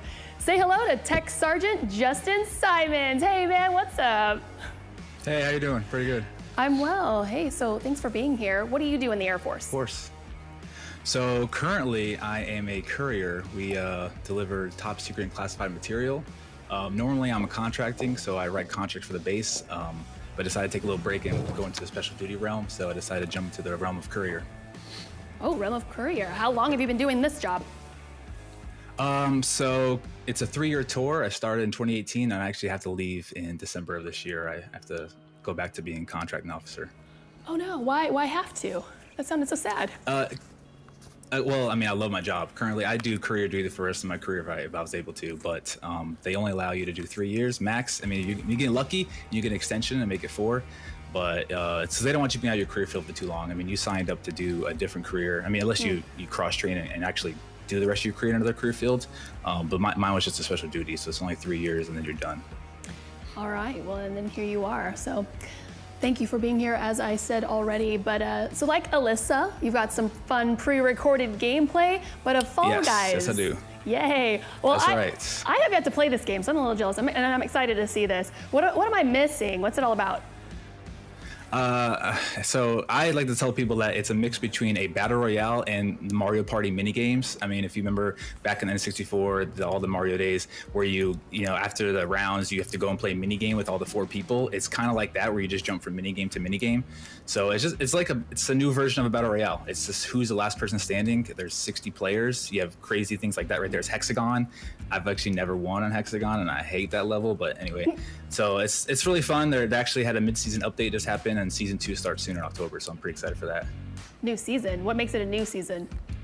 So they're having new events or new mini games, so to speak, new outfits, a new theme. Because there's like cosmetics in the game. There's like a season pass as well, where you can unlock it all the way up to level 40, and you earn new rewards, new things to wear and show off, like all those different outfits to wear right now, pineapples and dinosaurs and whatnot. So everything's gonna be brand new starting October. Pretty excited. Oh man, are the old modes, the original modes, gonna be sticking around, or did I just miss all of it? I think so. No, Okay. I think they're gonna be wrapping them in there. I hope so, because the old ones are classics by now. I mean, they're the ones that originally started the game, so you'd hope they keep them around. So. Okay, so I know you touched on what this game was, and what for you though, what makes it so fun? Honestly, watching people, because this game got popular from Twitch when it first came out in beginning of August, and then like Tim the Tatman, all these big streamers picked it up, and just seeing them play it really made me want to get in it and see like what it's all about. So I actually bought a PS4 just to play this game, because I'm mainly an Xbox gamer. So I bought a PS4 and I started playing it. I was addicted. I mean, I've been playing it like nonstop and stuff, and I've gotten kind of decent at it, but it's very rage-inducing but it's a fun game. And we know you haven't won yet on Hexagon, so there's that. I'm just saying. Hell All yeah. right, all right. Pre-recorded gameplay. I assume this is going to be fantastic. Let's take it. Let's see it and talk us through it. All right, cool. So yeah, you start in the lobby. You can wear cool outfits. That banana right there is you actually get it from winning crowns. And crowns are what you get when you win the whole entire thing, and that one costs 5 crowns. So, my theory is that when you see people in the game that have an item like that, where it tells other players, oh, they won a lot, he's used 5 crowns for that. I feel like you're targeted more, because when I wear that outfit and when I wear other outfits that cost crowns, I feel like people are constantly grabbing me and constantly trying to like make me lose, because they know I'm like, you know, harder competition, so to speak. So I like to go under the radar, but I really love the banana outfits. That's why I wore for this gameplay. I was just going to ask you actually if this was your favorite, or if you had a specific favorite. So banana is it? Yes, because you can't see it now, but when the camera's turned and I'm towards my back, there's actually a little smiley face on the back. So when you're running in front of people, they're seeing a smiley face. So it's kind of like a little slap in the face to them. So I actually do love the banana. It's probably my favorite outfit. Okay, because the smiley face, or because everyone's it's the clout kind of thing? No, not the clout, because I hate, I don't hate, the rage that this game produces when you're running and you're trying to do your own thing, and then people just will come in and grab you and throw you off the map, and I don't like that, but I just wore the banana because it's my favorite. Normally I don't wear like high class items like that. Yeah, they're like, it's a banana, see a smiley face, throw him. Yeah, I'm trying to see exactly. And you'll see it. Yeah, you'll see it right there on the back of the banana. There's two little dots and a little smiley face, but. Oh no! So no other outfit has anything in the game like that where it's in the back. Oh well, maybe in the update there will be. You fell there. I hope so. A little earlier. Did that just kind of slow you down as all? Because you still survived. Yeah. There's certain maps like this one you can fall off and it'll just respawn you, where it's just a qualification. 0 out of 42 need to qualify just to get to the next round, and then they bump off those 18 people that weren't there. So this is just a qualification. Now there is some maps where if you do fall off, you're eliminated. This is not one of them. You could just fall off and restart. I see. Yeah. So this is after the mid-season update, by the way. So there were those things right there weren't there. There were like these ones that went back and forth. So they have updated the game recently to change things up, and that further introduces the RNG aspect of this game, where if you think you have the level down and you know what you're doing, no, they just flip the switch. Now you got to deal with a whole new bunch of stuff in the game. Look at these characters. So that made it pretty fun. Because I can't stop. I have the biggest smile on my face. I cannot stop. So you mentioned how this feels a little bit like a VR, because Last Man Standing kind of vibes. Did you play VRs leading up to this? Was that kind of your jam? Yeah. Yes. Apex, I played when it first came out. Fortnite, I played even before it got super popular back in like 2017 when it first came out. I played Fortnite. I still play Warzone to this day. So I like VRs. VRs are one of the realms that I play, FPSs. Okay. The Fall Guys just like took the cake of just like the fun aspect of VRs and just the stuff that gets thrown at you is so different than obviously the gunfights that you normally see in BRs. All right, yeah. So BR, we got the BR correlation, we've got the RNG correlation. How has you playing Warzone, for example, been able to translate over to Fall Guys? Honestly, I don't know how you can translate that. This game right here, Fall Guys, is literally based on, I would say, luck. Like you said, RNG.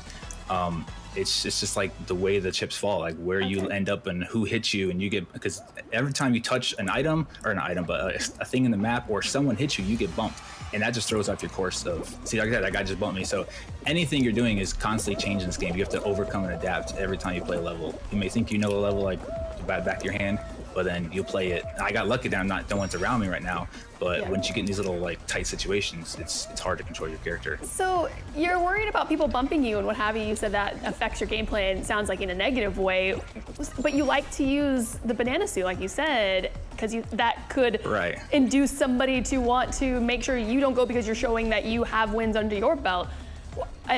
You just like to rage, it sounds like.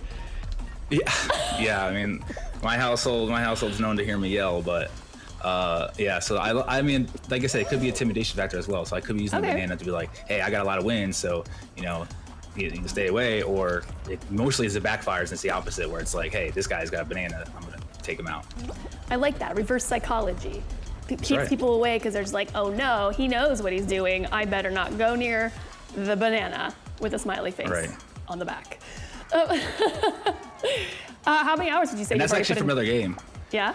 Hours. Yeah. So, well, I'll answer your question first. So hours, I probably have maybe 50, 60. What's happening? I mean, I'm sorry, it's pretty quick. What's going on right now? Okay, so were you guys just making out? What is going on? Yeah. So you can R2, which means grab people. So I already know I'm going to qualify. If you look up at the top right, it says 12 out of 29. So I know I'm at the finish line.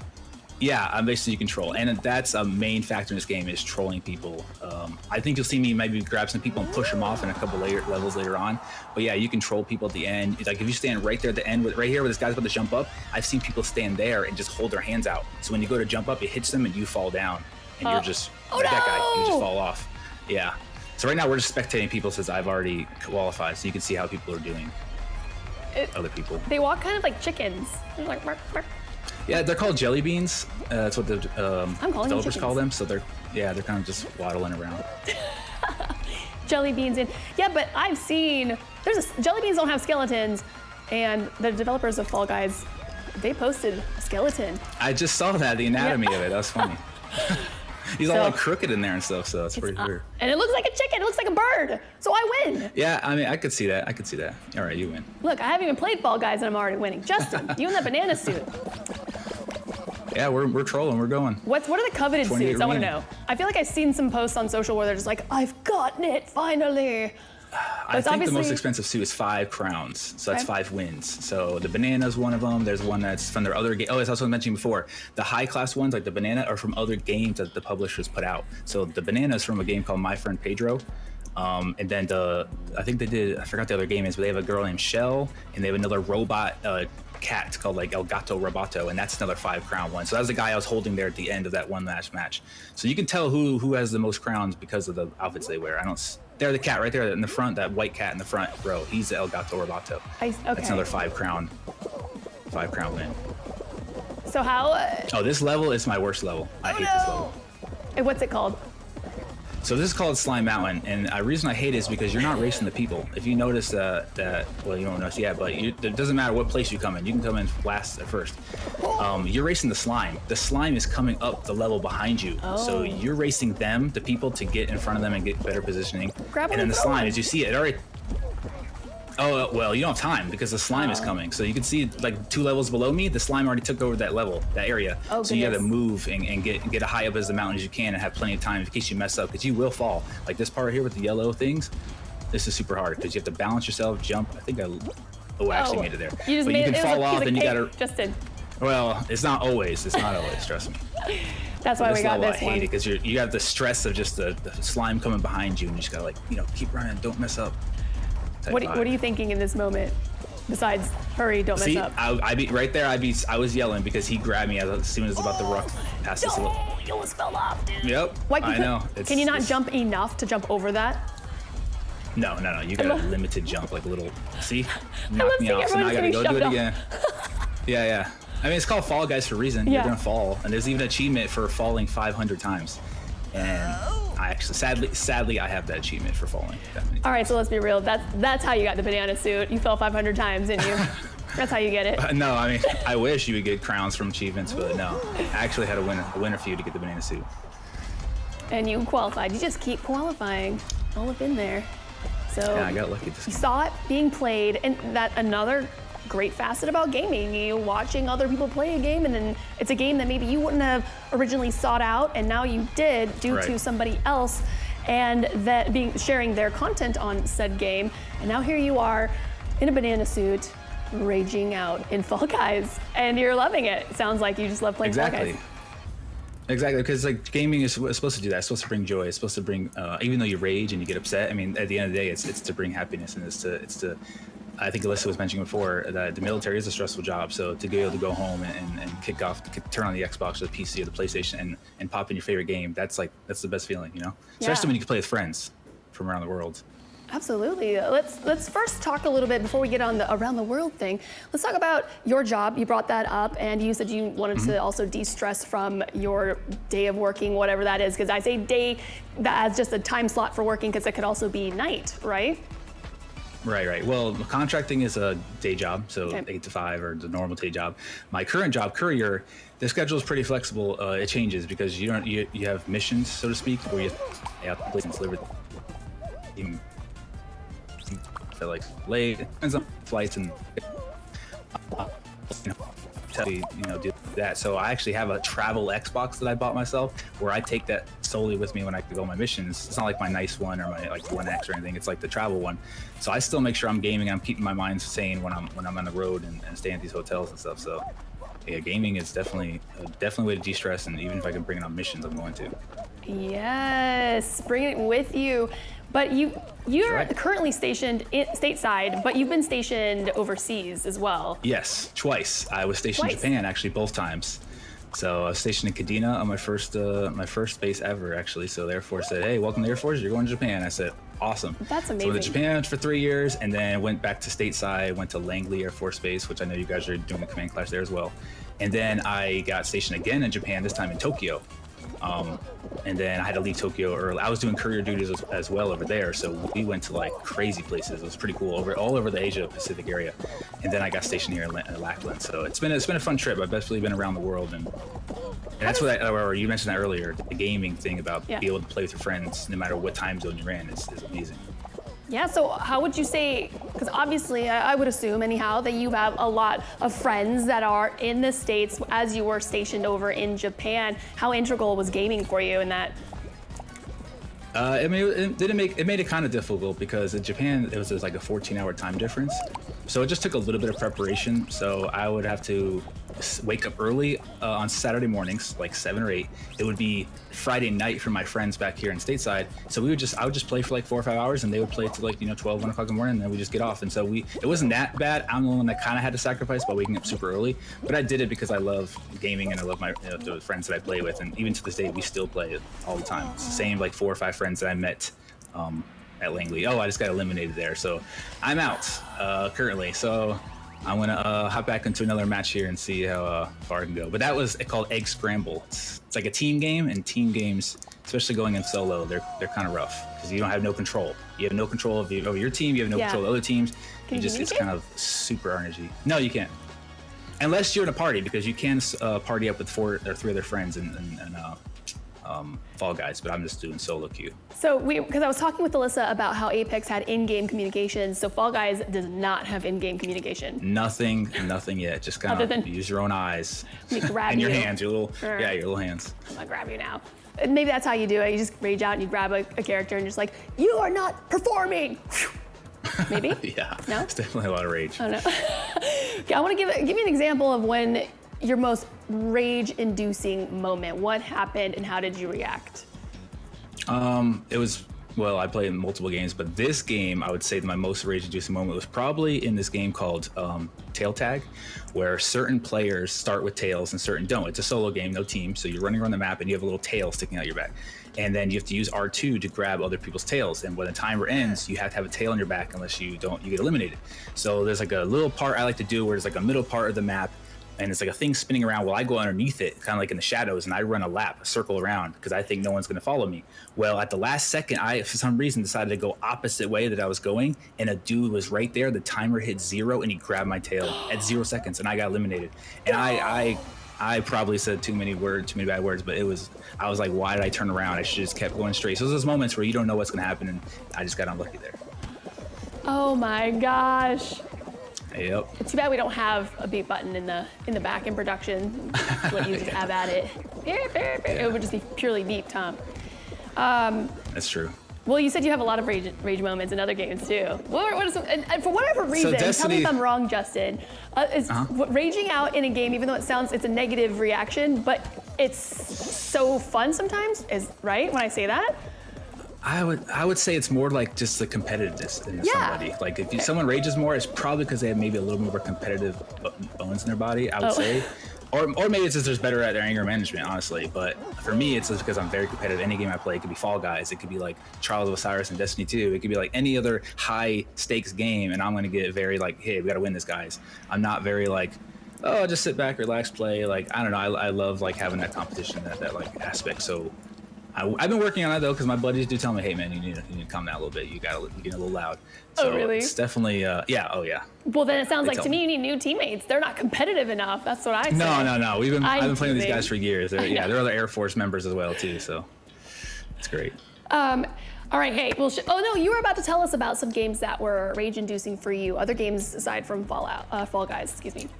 I'd say Destiny. Destiny is my main game. That's what I mostly play, and just. I would say it's just because of PvP and because Destiny has like a peer-to-peer connection. They rely on the host between the people playing. They don't have dedicated servers, I don't believe, like Call of Duty does. So I feel like there's a lot of latency issues, a lot of lag. You think you hit somebody on their screen, obviously it's not showing it, but on your screen it will. It's just different things that you gotta kind of learn to accept, like, hey, that's gonna happen, that's part of the game. So I'm getting better at that, like, hey, it's gonna happen, just go with the flow, that kind of thing. But when stakes are on the line, that's when I get a little heated. What kind of stakes? So you've been in competitions before? Yeah, actually, speaking of competitions, I was just in the tournament this morning. So the state of Texas Special Olympics teamed up with the Air Force Esports team at a dais. And they said, hey, we want people to sign up for Rocket League, and we want to be able to play with it, partner you guys up with an athlete from the Special Olympics. And I signed up. I said, yeah, I love Rocket League. Hey, hit me up. So they paired me up with some kid, 16-year-old. He's really awesome. And we played the tournament this morning, and we actually came in 3rd place. We got a podium finish, and he loved it. I was cheering him on. I was helping him out, and so he had a good time. And I love that the Air Force provides us opportunities for us to go and play these events and these tournaments, and especially with an organization like the Special Olympics. It was awesome this morning. Yeah, absolutely. Was that broadcasted anywhere? Can anyone go watch that? Yes, it was on Dias's Esports' Twitch stream, so you can see my matches on there. It was pretty fun. I had a great time. Okay, yeah. Well, that was really sweet of you to be able to take your teammate to a 3rd place finish. And again, we just keep finding more and more ways that gaming is so beneficial, just fun in our lives, being able to just relax and have fun, let loose, all while having some competition, like you said, for those that are really like blood-driven for that kind of heat. And your competition took you there, took you to, like you said, a podium finish. So congratulations on that. Yeah. And no rage there. It was all just fun and games, So I think sometimes when you don't take it too seriously, you do better. So that's what also people have to understand, and what I work on is like, hey, just sometimes go with the flow, and then you might just be playing better because your hormones are down, your heart rate's normal and stuff. So it's definitely moments to rage and moments not to rage. Absolutely, yes, and that's all within like the mental health game as well too. That's right. So that's great that you took it in there with the positive mindset and were able to just have some good casual fun like we're doing here at the Command Clash with the Airmen. We're hanging out like us, Justin, you and me. We're talking Fall Guys, game I'm really jealous about not having played yet, while you're over here grabbing things while dressed in a banana suit. Fantastic. I want to know what can I expect when I get into this game for the first time? What suit would I be wearing? What's the default suit?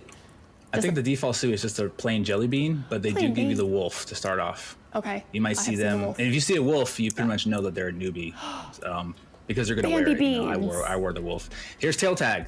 This is the game I was talking about. Is this the one you said that you? No. Okay. Maybe. Honestly, it might be. I don't remember. But this is the tail tag. So you might see my strat. I might do my strat here. What I was mentioning before, where I run underneath that podium right there. But yeah, this is the game that had my worst moment. So I don't have a tail on me. I have to go grab one of those tails that those 3 guys right there have. Oh, so that's RNG. You just might spawn in with a tail, or you might not.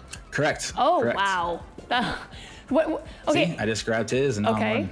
Did you grab it though, or did you just get it? Did it transfer just by bumping into him? No, you have to grab. You have to use RT, you grabbed it. R2.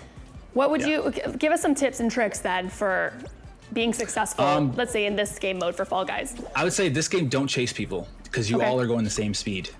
Touche. Well, he got lucky there, but don't chase people because you're all going the same speed. You're never going to catch up to somebody if they have a tail. So go opposite direction. So if you see a lot of guys running towards you, that's perfect. But don't ever follow somebody.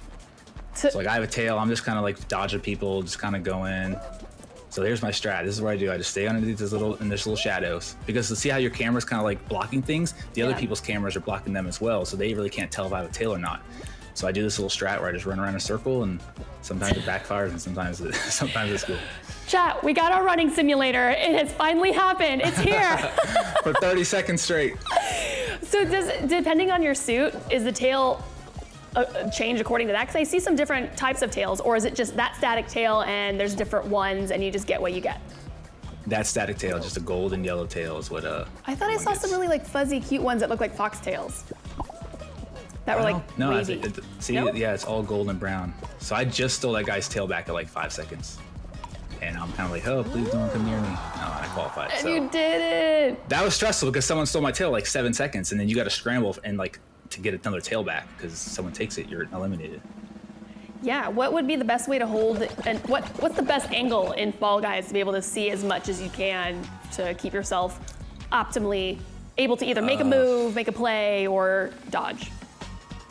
Honestly, I see a lot of people that keep their camera like tilted up where you're kind of looking down. I would say obviously it's not going to be beneficial. You want to pull your camera down. You want to get a nice level playing field, especially in those kind of maps where you need to be able to see other people around you to see who has a tail and who doesn't. Definitely use like a little level playing field type camera. This is a fun level. So the floor has a hidden path that we can't see yet. We have to find where the hidden path is that are static tiles. You're going to fall through tiles if you don't. It's like right there, we all fell through, so now we got to respawn and find the hidden path, and it's first of 8 people to make it through. So this one's kind of stressful because you see me grabbing on the people because you want to because you can get bumped off, so you want to be like that. Just simply by start over. Oh my goodness. Just because it feels like you're walking on ice sometimes because you'll slide around and you'll get bumped. So I'm running here because I know the end's right there. And I qualified 7 out of 8. I just qualified. Very stressful.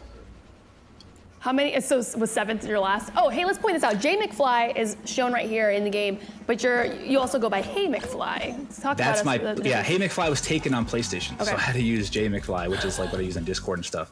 But yeah, Hey McFly is what I use on Xbox, and I actually use something different for Twitch and YouTube, but we'll get to that later, I guess. Okay, yes, and I wanted to ask you about your YouTube. You do a lot of that as well online. Yeah, right when the quarantine started, I kind of got into that. I started recording videos of gameplay videos. I think I have a series on Deliver Us the Moon. It's an Xbox game that was on Game Pass. It was really fun.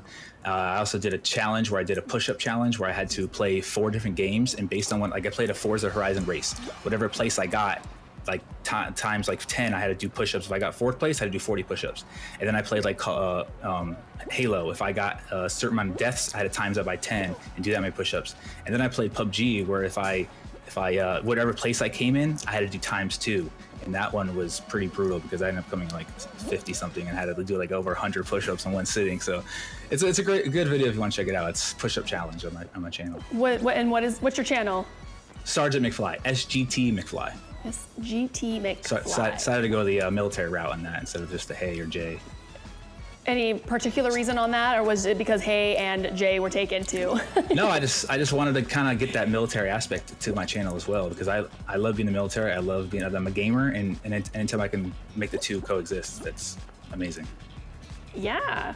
And so then what would you say, because for yourself personally, as an airman, your free time you're gaming, you on your YouTube have SGT as for Sergeant in your handle for your YouTube channel. What other ways are you doing to try to mesh a little military in for the public consumption as to what you're doing in gaming?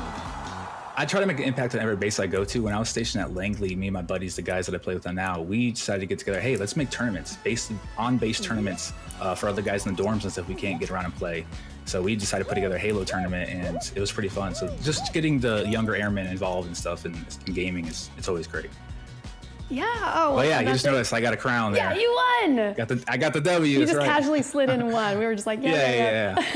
That's a win. The banana won. Who would have thought? That's right. He pulled through. Okay. To close that out, I want to ask you one last question regarding kind of what you just said with. You said getting in the younger airmen into just kind of a community aspect with you all. How important do you feel that is for installations to be able to have that camaraderie amongst the airmen? I feel like it's super important because a lot of airmen, they don't have anybody around. They're staying in the dorms by themselves. So anytime a base can get these things, because a lot of young airmen, they like to game. They like to play their systems, their PCs and stuff.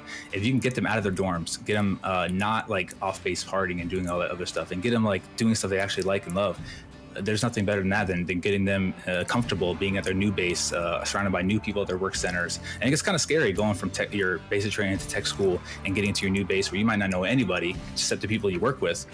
So a base, I would say a base, it's either the base leadership needs to do that, or people like me and my friends who took it upon ourselves who love gaming to organize something together and go to like those big organizations that are on base for the airmen and stuff to get that going. Yeah, I see little by little popping up, like yourself, parties trying to bring up within the military and doing some fun gaming activities or tournaments, and seeing that come up, and it'd be great, like you said, to have more of that officially on the installation. So hopefully, fingers crossed for you that we're gonna get that. That's gonna come about. I hope so. Yeah. Well, Justin, thank you so much for hanging out with us and talking Air Force life and gaming. So again, I know we talked a little bit on some of the things. Let's just rehash one more time. Where can everyone find you? So you can find me on YouTube and Twitch. I'm going to be Sergeant McFly, SJT-MCFY. So come hang out. Love to have you. Thanks for having me, guys. Oh, you're the best, Justin. Thank you so much for showing me Fall Guys. I'm really pumped. I can't wait to play it. And thank you for your service, of course. Of course. Thank you. All right. Well, just like everyone else, airmen have been adjusting to life during COVID. But if you know airmen, they aren't going to be staying inside and, like Justin said, tending their sourdough starters. Not like Justin said, but airmen in the USA and around the world have been stepping up to help in the fight to keep us safe and healthy. Take a look. The men and women in the United States Air Force risk their lives every day to ensure our safeties and protect our freedoms. In the face of a new danger, that risk is greater than ever before. In these difficult times, we would like to recognize those men and women who put themselves on the front lines of this new battle. Thank you. I actually was working a donation group with a couple other coworkers for the local Yuba City area. One of the surgeons out here at Rideout reached out to us, asked us if we could do a couple intubation boxes for them. We wanted to see another way that we could give back, so we actually reached out to a couple other local hospitals like Roseville and Kaiser Permanente, and we reached out to a couple fabrication shops, and they were able to cut the plexiglass pieces that we need, and we were able to build these intubation boxes that they need.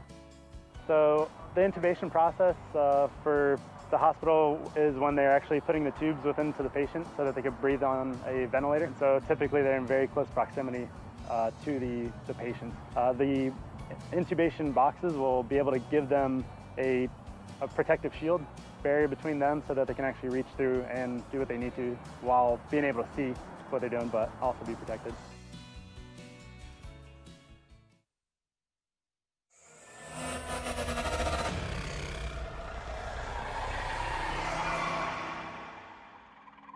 The EpiLab is the sole DoD reference lab. We receive samples from all throughout the DoD. We take samples that would normally cost a lot on the civilian sector, and we do them in-house here at EpiLab to save the DoD money overall. We do all of the IMR testing for the Air Force, so we are able to make sure that our deployers get out the door because those tests are required for them to deploy. And then with the pandemic, I can't express how important EpiLab has been extremely flexible. It's been crazy since March, and it didn't really start slowly. We went from 0 to 100 really quick. So within 12 hours, we were stood up for 24-hour operations. EpiLab has tested around 25% of all the DoD cases. As of today, we've done 105,000 tests.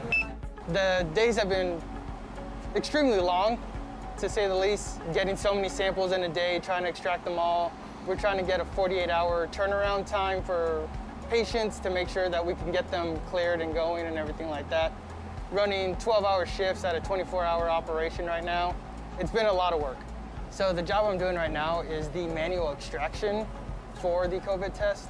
What we do is we get samples and we break it down to just the RNA sample, and then we put it with buffers and lysis, and we put it on an analyzer to see if we can get the 2 targets that show if it's COVID or not.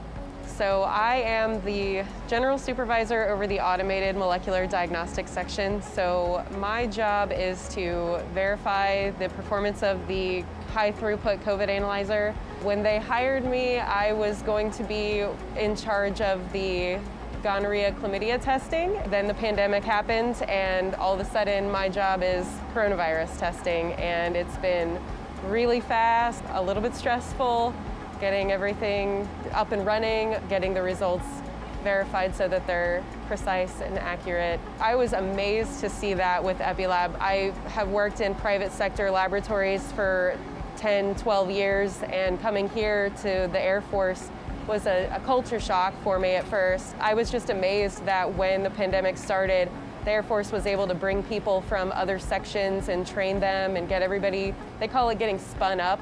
That's really, it's like a whirlwind of information, and people just hit the ground running. They're running the testing, they know what they're doing.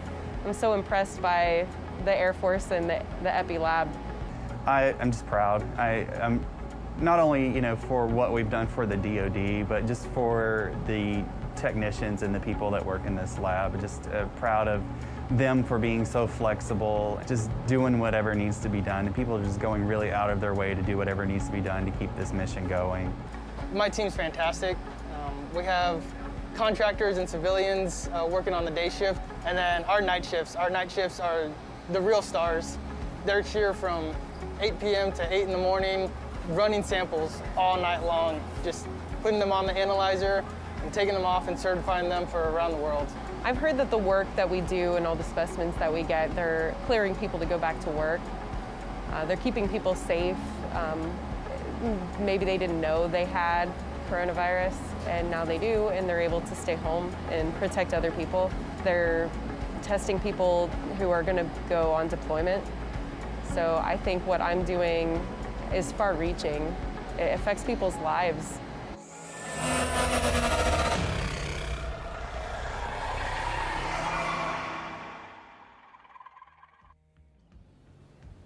The key to appreciating any sport is knowing the stakes and how to overcome the challenges. So there are lots of ways to play Call of Duty multiplayer, so we wanted to sit down with someone who could give us some tips and tricks on how to execute a well-played game of Warzone. So with me now to do just that is Staff Sergeant Courtney Touche, aka Phoenix CBR from Lackland Air Force Base. Hello, how are you? Thank you for being here. Hi, thanks for having me. I'm happy to be here. Yay. All right, well, so now I've got to ask you, what do you do in the Air Force? What I do in the Air Force is a non-destructive inspector, so I use non-evasive materials to basically inspect cracks on the aircraft or any components that are used to fix the aircraft. Fancy. How long have you been at this job? I've actually been there for 2 years now. I was a training manager before, so I was the one kind of like helping like Alyssa, people like her who wanted to cross-train into other things, so I know a little bit about that. But yeah, like a lot of people know NDI like as far as x-rays or fluorescent penetrant, mag particle, things like that on how to inspect. Okay, I was gonna say, if the camera could see my face, I'm like this, like, I don't know what that means. You said a lot of big words. So basically, I X-ray the aircraft is like one method you'll know on ways that we do our job. I'm such a noob. I'm sorry, Courtney, but thank you for bearing with me. I want to just know everything that is, the life of an airman and what it entails, because there's so many different jobs, and you, as a person of yourself who's helped people transition to different types of jobs, you know that yourself, how there's just an elaboration of jobs. Yeah. So actually, now that you mentioned that, so because I was a training manager before, I did that for about 10 years. I've actually been in the Air Force for about 15 years. And I love helping people. So anybody who didn't feel like they were in the right career field, I would be that person to assist them in what they needed to do in order to go to the new career field. So that was a great job. Did it for a long time, but then I found myself kind of, wanting a new change and pace, and, wanted to chase down that active kind of,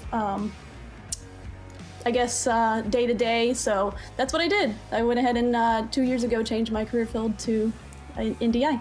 Wow, 15 years, Courtney. Are you going for retirement? Absolutely. Yeah, that's it. I'm in for the long haul, for sure. Yeah, you're almost there, right? You might as well. Well, all right. So with you, as well as Justin and Alyssa, you also have some great gameplay pre-recorded. So for those living under a rock, explain to us Warzone. Okay, for those who've never played Warzone before, basically it's another Call of Duty game mode where it's a battle royale and you're loaded in against 150 people. So I play a solo match, and so I have 150 opponents where you try to be the last to survive, pretty much. All right, last to survive, that's right, because that's kind of the theme today. It's Battle Royale. And I just realized that because, like I had said earlier, I've never played Fall Guys, and so Justin had explained it's similar to a Battle Royale situation, and here we are. Yeah. It's Battle Royale. And would you say that that's kind of your favorite game type? Yeah, definitely. So I gave it to Justin because I've played Fall Guys and it definitely makes me rage.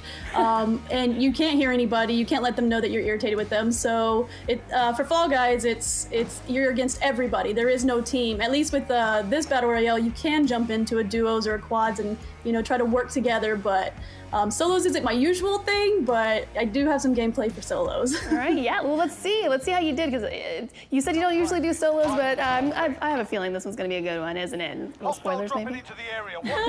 So it's going to be okay. It's going to be okay. You did your best. I definitely, I did my best. I couldn't clutch the win. I'm going to let you know now, but I get close. I get real close, so... this is me jumping in the map. What's really cool is, so I was at a base where they have these C5 aircraft. So seeing inside of it's really cool how realistic the game kind of got it, as far as jumping out of a C5 or a C-130 like this. This is more like a C-130, but it's pretty interesting. So this is me looking at the map, trying to figure out where I want to go. I had a friend tell me that Dam's the place on solos, so I went to the Dam.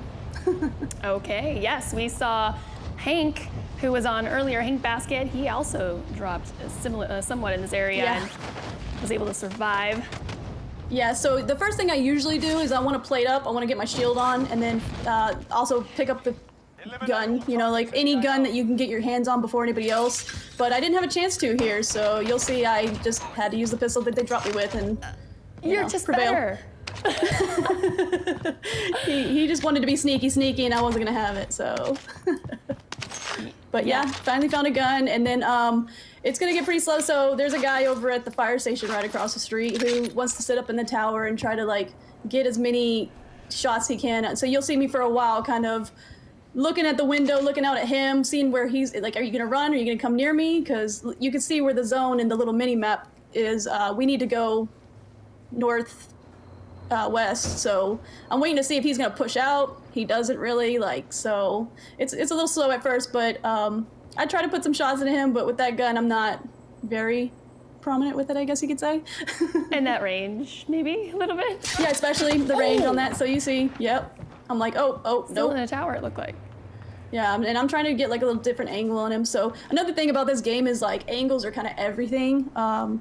So sometimes they'll have a better view of you than you have of them. So I'm kind of just peeking. You'll see me get kind of middle window. I'm using the window that's not cracked because he can't see very well, I guess, in there, you know?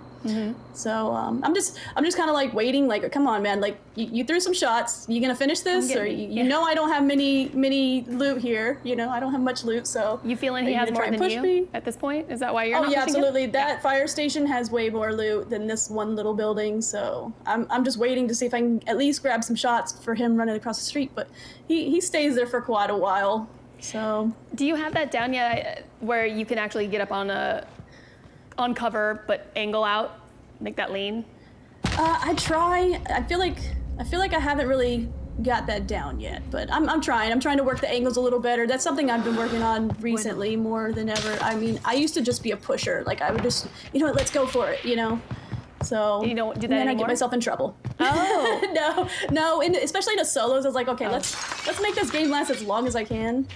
So this is my technique. I guess I'm just gonna go and pretend like I jumped off, but I didn't really, because you know, I could parachute down and there's gonna be a lot more loot at the bottom of the dam over there. But I'm like, I really want this guy, so I sometimes just get so focused on that person who is like messing with me that I stick around for a while, just kind of waiting, like, is he gonna jump? Is he gonna try? The guy never pushes me. So it's kind of awkward. It's an awkward moment, but it'll get better. Will it, Courtney? I'm just kidding. I hope so. I sure hope so. You're the only one that knows. We're gonna find out. Well, Call of Duty, Warzone's kind of your jam, isn't it? You're kind of a little mini expert on this game. I wouldn't say an expert, not by far not an expert. I know quite a few players who are extremely good at this game. So that's why I usually run with somebody who I honestly like to run with somebody who I can kind of learn off of, you know, but that, and then like Justin was saying earlier, this game is mostly just my unwind time. So when I get out of work and I just want to unwind and relax and just, you know, hang with the boys, I guess you could say, or the girls, this is what I do. I get on and I link up with people that I enjoy company with. So I've met so many people through Call of Duty or any game that I play that, you know, I enjoy the company more than anything, and just talking it out. So a solos game, I'm not gonna lie, it's kind of quiet. You're kind of on your own. You get frustrated because you get killed quite often. You get third party. Like if somebody hears shots, they're gonna come from the side, third party you know, and you just get real frustrated. So I would say this is definitely not unwinding right here. Yeah, that's what Alyssa was saying earlier as well about third partying, essentially being the strat there within these battle royales, is just kind of wait for those shots and then just kind of come in and say, somebody send an invitation, I'm here for the party, and you're dead. Absolutely. Yeah. Yes. Anybody need this? But we are loving this cliff. It's a beautiful cliff. Yeah, sorry. There's lots of snow. And then we're going to test out the I finally parachute. gave in. I was like, okay. I heard him, like you can kind of hear him walk down the hill, and I'm like, when are you gonna jump? So I was like, you know what, this is boring. I just can't, like, I have enough patience to wait as long as you saw, and then it's like, all right, I'm done. I'm just pushing. Like I'm gonna go ahead and do something. So plus the gas is gonna be coming in soon. So yeah. So do you play Warzone the most, Call of Duty? I kind of go back and forth in little spurts of, there's sometimes I really want to run like cyber attack or, you know, some kind of a multiplayer method. And then there's times where I'm like super Warzone, you know, I want to jump into a Warzone and try to go for the long haul, win, you know. But other than that, I'm pretty, you know, I can't think of the words, but yeah, I play a range of games, so. It's okay, words are hard. Words are hard. Words are hard. Yeah. Well, while we're kind of, I guess, waiting for some action to just really pop off, any initial tips and tricks that you want to provide for surviving in Warzone, aside from finding yourself a beautiful cliffside to perch up on? Yeah, so it is a very slow game. Solos is just so, like, we call it campy, where people are just sitting in corners waiting to hear footsteps. You know, they're just listening to the sound of anybody passing by. So I have to like hold myself back and not be such a runner, because like I said, you just get killed so easily. But my tips and tricks for Warzone as far as a solo player, the main thing I'm usually going for are bounties, or sometimes I'll go for recons. I know Hank earlier said that he doesn't really do recons because it kind of gives away your location. I love and they recons. know it's just a solo person. Yeah, I love recons because I like to be ready for that. I hate fighting the gas. I hate it. That's like my worst enemy is the gas. It really can be though. The um, gas, you could be just trying to fight the gas, and then you get that's the person you're fighting, and then another person is the third party. Yes. You know, so that's you can't fight the gas. Yeah. You can't. Like there's You'll no always fight lose. back. So Yeah. the gas is gonna eat you alive. But I usually go for bounties just because it gives me a person that I can search for and get some action with, and I kind of know their general area of where they're at. So that's my go-to.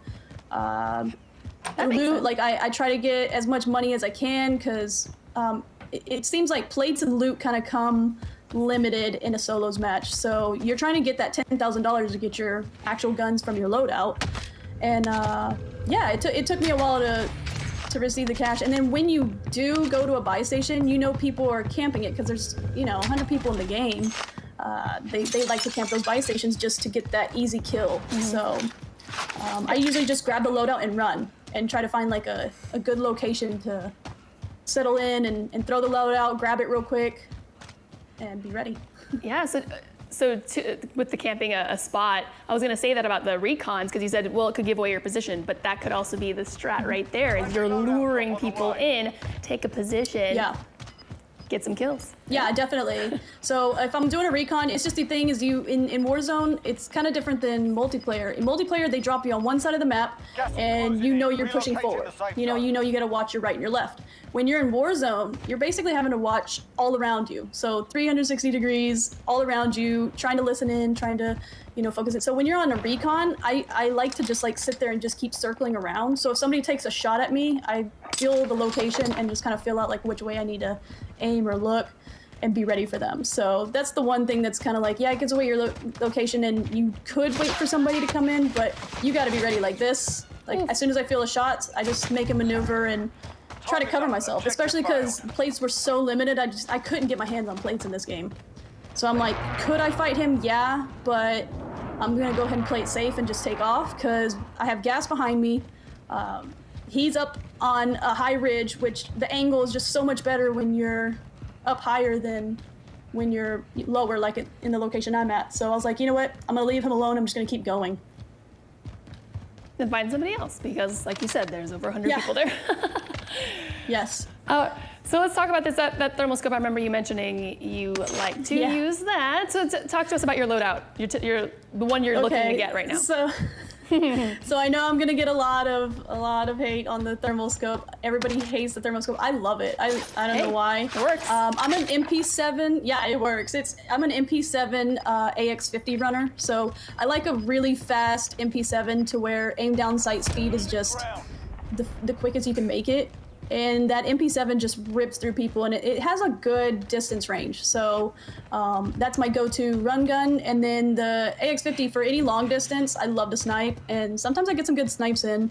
And that thermal can just show a heated body. I mean, if somebody doesn't have Ghost on, like if somebody wasn't able to get their loadout, and like I said, it's limited money in this game, so if somebody doesn't have their loadout, I can see them in that thermal scope so quickly, and that's a free kill, you know? Oh no! Yeah. Oh, and he's got this guy. No. He's fun. Not like he this. flashed me, and I'm like, I'm dead. I'm dead. Okay, that guy needs to go Get to the off training me. range a little bit. That was his fight to lose. Hello? I don't know what he was thinking. He like came behind that wall and he's like, oh, I have a riot shield. I have this, and he flashed me. He missed. Like he should have flashed as soon as he saw it. He should have just started nailing shots on me. And I don't know why he hesitated, but he did, and he lost. So. Rookie moves. I think I'm thinking he probably didn't know you were there. He saw you last minute. It was like, oh crap. Yeah, maybe oh no, what do I do? Yeah. Let me throw this, try to run, but then it was just like probably scrambled. I've done that so many times. I was like, oh my god! It's like my mouse is like this. Like, oh yeah, just throw it. Yeah, and then just like, oh my aim. Don't look at my aim. Sorry guys. Exactly. Oh well, you saw my aim on that flash. I'm like way up high. Like, let's get it there. Well, oh man, that's the worst though. When you get flashed or stunned and your aim, you just can't move it. And you're like, oh god, this is where I die. But you won. Yeah. There it is. Well, and so I did win that fight. Yeah, that building over to my right, you saw me looking at them. That's just me like checking out real quick. Is somebody camping there? Because that's such a high camping area. The one right in front of me, and then there's kind of like an open field, and it's called Boneyard. So but I get into some action there. But yeah, it's just kind of open. I like to use the walls. I like to like kind of maneuver my way around and just utilize any kind of walls I can. I always like to have some type of cover around me. So I hate running through open fields. It's very hard. I saw Hank do it earlier, and I'm just like, ooh, you're peeking out. It takes one sniper to just down you. Yeah. So yeah. Well, Courtney, 15 years. You've had to have been overseas at some point. Yes, no? No, actually, I have not. So, yeah, as a training manager, you have to have, like I was a training manager for 10 years, and you have to have your bachelor's in order to deploy. Well, it used to be like that. You had to have a bachelor's in order to deploy. So I, thank you to the Air Force, have my bachelor's now, and I went and got it. And then as soon as it was kind of like looking into deploying, that's when I went through a career field change. So I didn't get to. I was like, send me, I want to go, but never got the chance. Oh, where did you want to go? This is Striker 3-1, good copy. Anywhere. Anywhere. Send me to the hottest, like crazy, where nobody wants to be. I just want to experience it. Like, yeah. I was so itching, just like send me. So I just wanted to feel what a deployment was like. So yeah, it kind of held me back. But can you not do it now? It's okay. So because I changed my career field, yeah, we will be doing more like little deployment. We don't really deploy because we're a training mission. So, but it's hopefully in the future for me. Let's put it that way. Okay. So if you had your pick, I know you just said honestly anywhere, but if you had to pick and it was just like this dream and they said, where would you want to go, Courtney? Where's that place? Oh, Germany, for sure. I was, my father was Army, so I wanted to go see like where I was born. We moved when I was 1 year old, so if I could go to Germany and just check it out, see what it has to offer, where I was at when I was a baby, like that would be really cool. But haven't made it there yet, not even on my own. But you were born in Germany. That's cool. Where? Yeah, it was pretty cool. So this guy made me mad. Oh yes, I kind of feel like I got gypped on that kill. Yeah, real quick. Sorry, I wasn't feel like looking. I got kind of gypped on that kill. No, you're good. You're perfectly fine. I was so mad. So you had asked me before, do you want to go get like a revenge kill? I tried finding this guy as soon as I get out, and I could not find him. I'm really bad about location, like where I die. So even going back to where I last died is just hard to find. So, but yeah, as far as Germany, yeah, I wish I could go visit it, see what I hear is beautiful, and one day, hopefully. One day, yes. That guy was.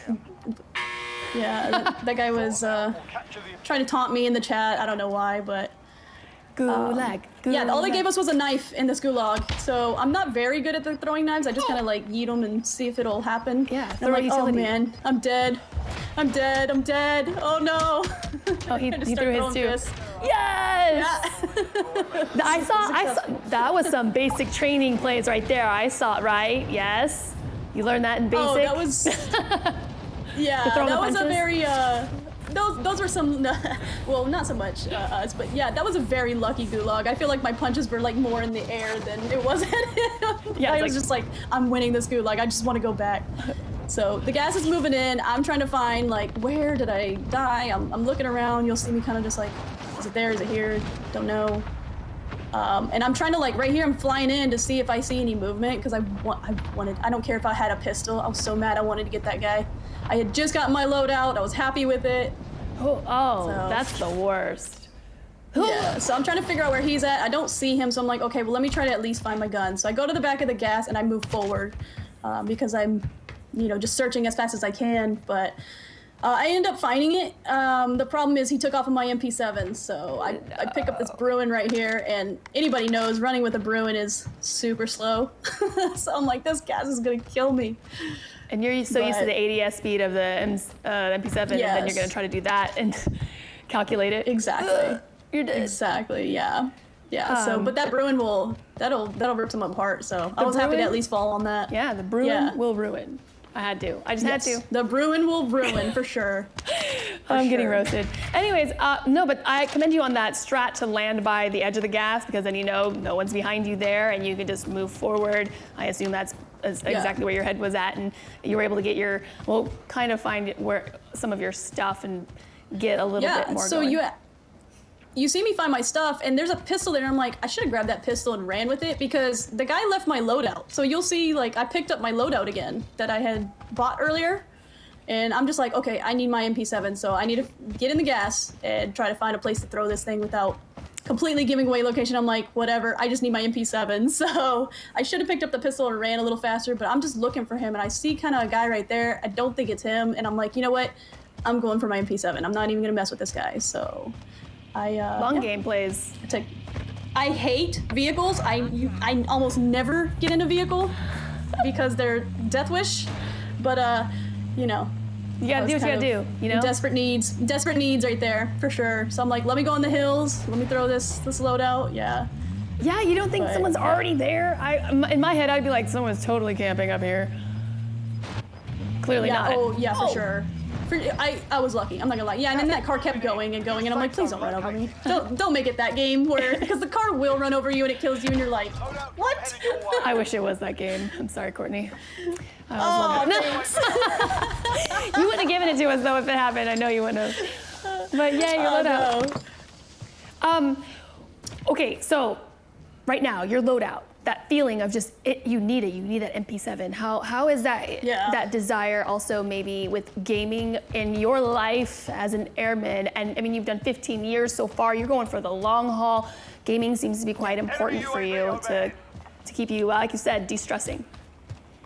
Yeah, so it's funny because I say it at work. I'm a closeted gamer. I don't tell many people I game, and I actually stream too. So it's funny because I didn't really mix gaming in work until it came to the Air Force Esports. So they've kind of opened that up with me. You know, helped me, you know, range out and feel like, hey, there's a lot of people out there that are like legit gamers. I didn't realize there were so many that are military as well. Yeah.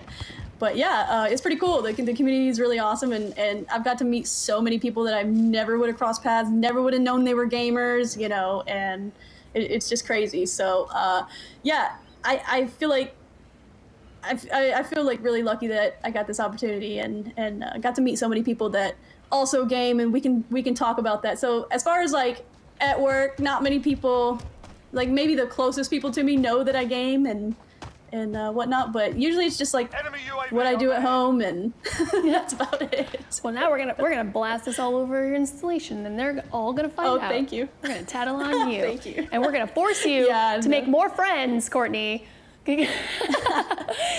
That's fine. I'm starting to get more comfortable with it, so that's great. I hope y'all do. I really do. Yeah. But right here, I'm in the trees, just kind of like looking around, because like you said, there's so many campers in the trees, and I'm just kind of like, all right, there's, you know, quite a few people, like just enough to where this circle's so big for those few people. Where could they really be hiding in this open area besides the trees? So I'm just like looking around with my scope, and just trying to find any kind of like bodies that might not be ghosted, or just any kind of little movement. I assume you're ghosted. I am not, actually, because that was my second loadout to get my ghost. So I usually drop a loadout for double guns for overkill, and then I drop my second loadout for my ghost. So you see right here, I'm like, oh, I see you. You know, he's not ghosted.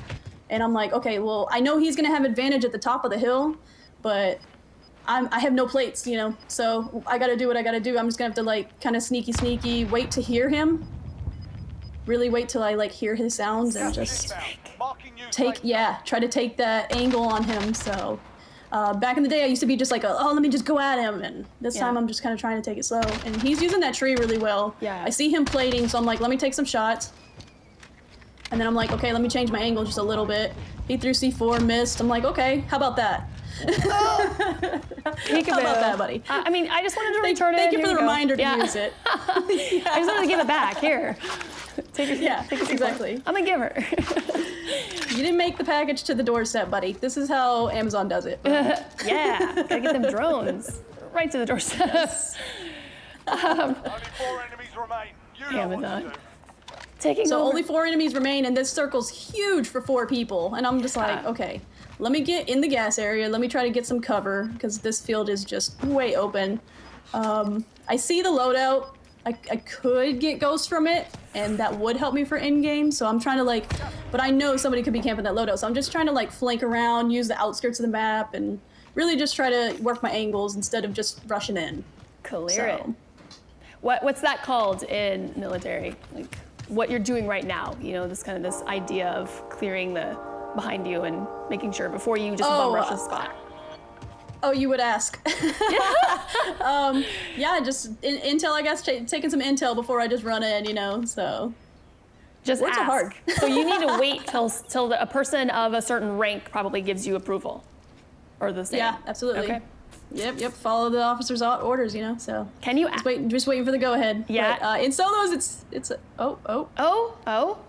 What's happening? No, it's a 4-wheeler. Yeah. Okay. And at first I kind of went back. I was like, wait, is it? But no, it's just a 4-wheeler. But a lot of people like to camp behind them because the 4-wheeler will take the damage instead of them. So I'm just kind of rechecking, see if he's laying under it. And I'm looking around just like, okay, where are these guys? This circle's huge. So. Oh, that's a yikes. I'm like, okay, run. let me get cover. Oh. Yeah. I'm like, let me try to get cover. All right, let's move in. So I kind of just use these huge stone walls, which I know sometimes you can shoot through them. So I'm like, man, I hope I've never used these before. I've never had a zone in here. This is a first for me. So I'm just like, okay, well, let me just kind of make some peeks. At least I have 180 degrees that I'm watching if I have a wall against me. So I'm trying to do that, see if I see anybody peek out. Ooh. And then you'll see me kind of maneuver around the wall and then try to work the other 180 degrees instead of watching completely 360 because I'm in a little far. I'm not following the gas line. I'm in a little far, so yeah. Looks like anybody can come up behind me. Is somebody spectating you? Probably. Yeah, there was a guy in there that was pretty mad. He sent me some little messages or whatever, but that's okay. I don't care. They're hacking. I know it. Because everybody. I know, right? Oh yeah, with my few kills, I'm hacking. No, I've experienced the hackers before. I've seen a guy with 58 kills as a level 4 or something. So. Oh yeah, you're gonna be so disappointed in me right here. Corny. Thermal scope. No excuses. I know. No excuses. Oh, no, I know. like And you know what's really Corny. sad? I know. So I'm like, okay, I have no plates. I can't plate up. Oh, yeah. Oh my. So I see this little shack and I'm like, I have no idea. It felt hurtful. Hard. Yeah, and fast. So I found this little shack and I'm like, please be a plate. Just one plate. And voila, asking so you shall receive. Yeah, success. Yeah, so I knew where he was at, but I'm like, okay, where's the last guy at? Because there's only so many areas you could be hiding right now. And I know as soon as I fight this guy to my right, this other one's gonna pop out. So I'm like, oh no! Corny dog! Yep. Not in the booty. Yep. So you'll see me kind of so a lot of people get scared and actually going in the gas. I'll take it to the limit and just kind of utilize it sometimes if it kind of hides me a little bit. But smart. You can see that definitely hurt me a lot. I have no plates, no shield up. But yeah, so broken down, and I'm just trying to sound him out. I'm trying to look under the vehicle, see if I see feet. And I keep thinking, where's that third guy? Where's that last other one? Because they're not shooting at each other. So I'm just wondering, where is he at? Is your heart racing right now? I keep looking left. Yeah, and that's the thing with Warzone is that your heart starts racing, and at the very end you have to tell yourself, okay, if your heart races and you go in too quick, you're gonna be too excited and you're not gonna clutch up. So I just try to calm myself in these moments, and so I keep checking my left because I'm like, this guy's gotta pop out. He's gotta pop out, and then finally, they fight. One decides to push me right there. And you see me miss my shots, and I'm like, no! So I went ahead and spectated. I'm like, of course he has an origin. Of course he has an origin. He just walked right This guy's running an origin and a Bruin. In the open. He was just like Fall Guy character, just waddling on over across the street. How did he not get punished for that? Yes. Oh, man. I know. Wow, Courtney. I was so mad at myself. Yeah. Top 3. You did better than Hank. Don't tell him I said that. All right. Well, anyways. Courtney, thank you so much for hanging out with us and chatting Air Force life and gaming. Where can people find you? Yeah, I really appreciate y'all having me. You can find me on Twitch, Phoenix_CBR. So definitely come by if you ever have any questions about the Air Force or just any one-on-one tips you need for Warzone. Yes. All right, Courtney. Well, thanks again. And of course, thank you for your service. All right. Absolutely. Yeah. Now, in the weeks leading up to this show, our team got to see our airmen in action on Call of Duty Warzone. And something that stood out to us was how the airmen who had previously never played with each other efficiently and effectively communicated with each other. And when we were talking about this a little bit earlier, I believe with Justin on communication and how key that is, we discovered that that comes from the extensive training they do to stay sharp and ready. So here's a little bit more on that. Check it out. So shoot, move, communicate training is basically exactly that. Shoot, moving, and communicating. In security forces, communication is key, because we don't want to ever have friendly fire or, get mixed up or somebody get lost in the fray. We lay out structures here and we have our guys move as two-man teams throughout the course, shoot, moving, and communicating the entire time. The shooting comes in when somebody needs to move and they need cover to do so. So that suppresses the enemy so they can move safely. Went great. I think a lot of our younger airmen, they embrace it. The motivation was there, and I think they took a lot away from it. I think this training was definitely beneficial for me and for the rest of my team. If we ever come into a situation where we do need to use shoot, move, communicate, practice definitely makes perfect. We have cops on the ground that are protecting property, assets, and personnel all the time. And we train vigorously to make sure that we can do that on a day-to-day basis. No matter what scenario we're thrown in, we'll be good to go.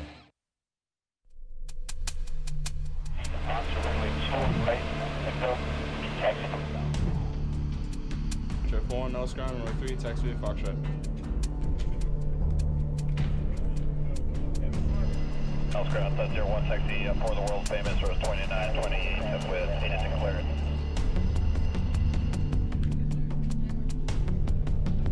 Space Bravo, space maintain via bus exchange.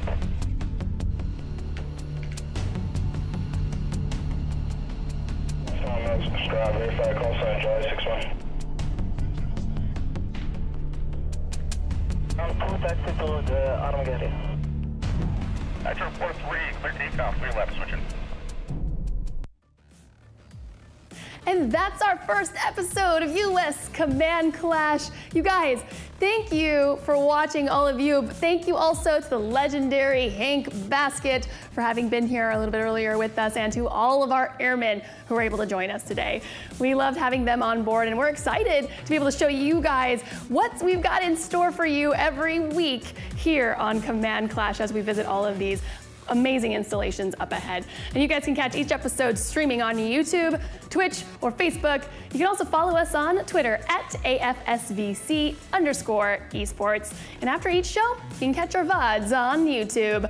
But don't forget, wait for this one here, it's a long list, so gear up. Okay, you can also watch our event on our partner channel, ESTV.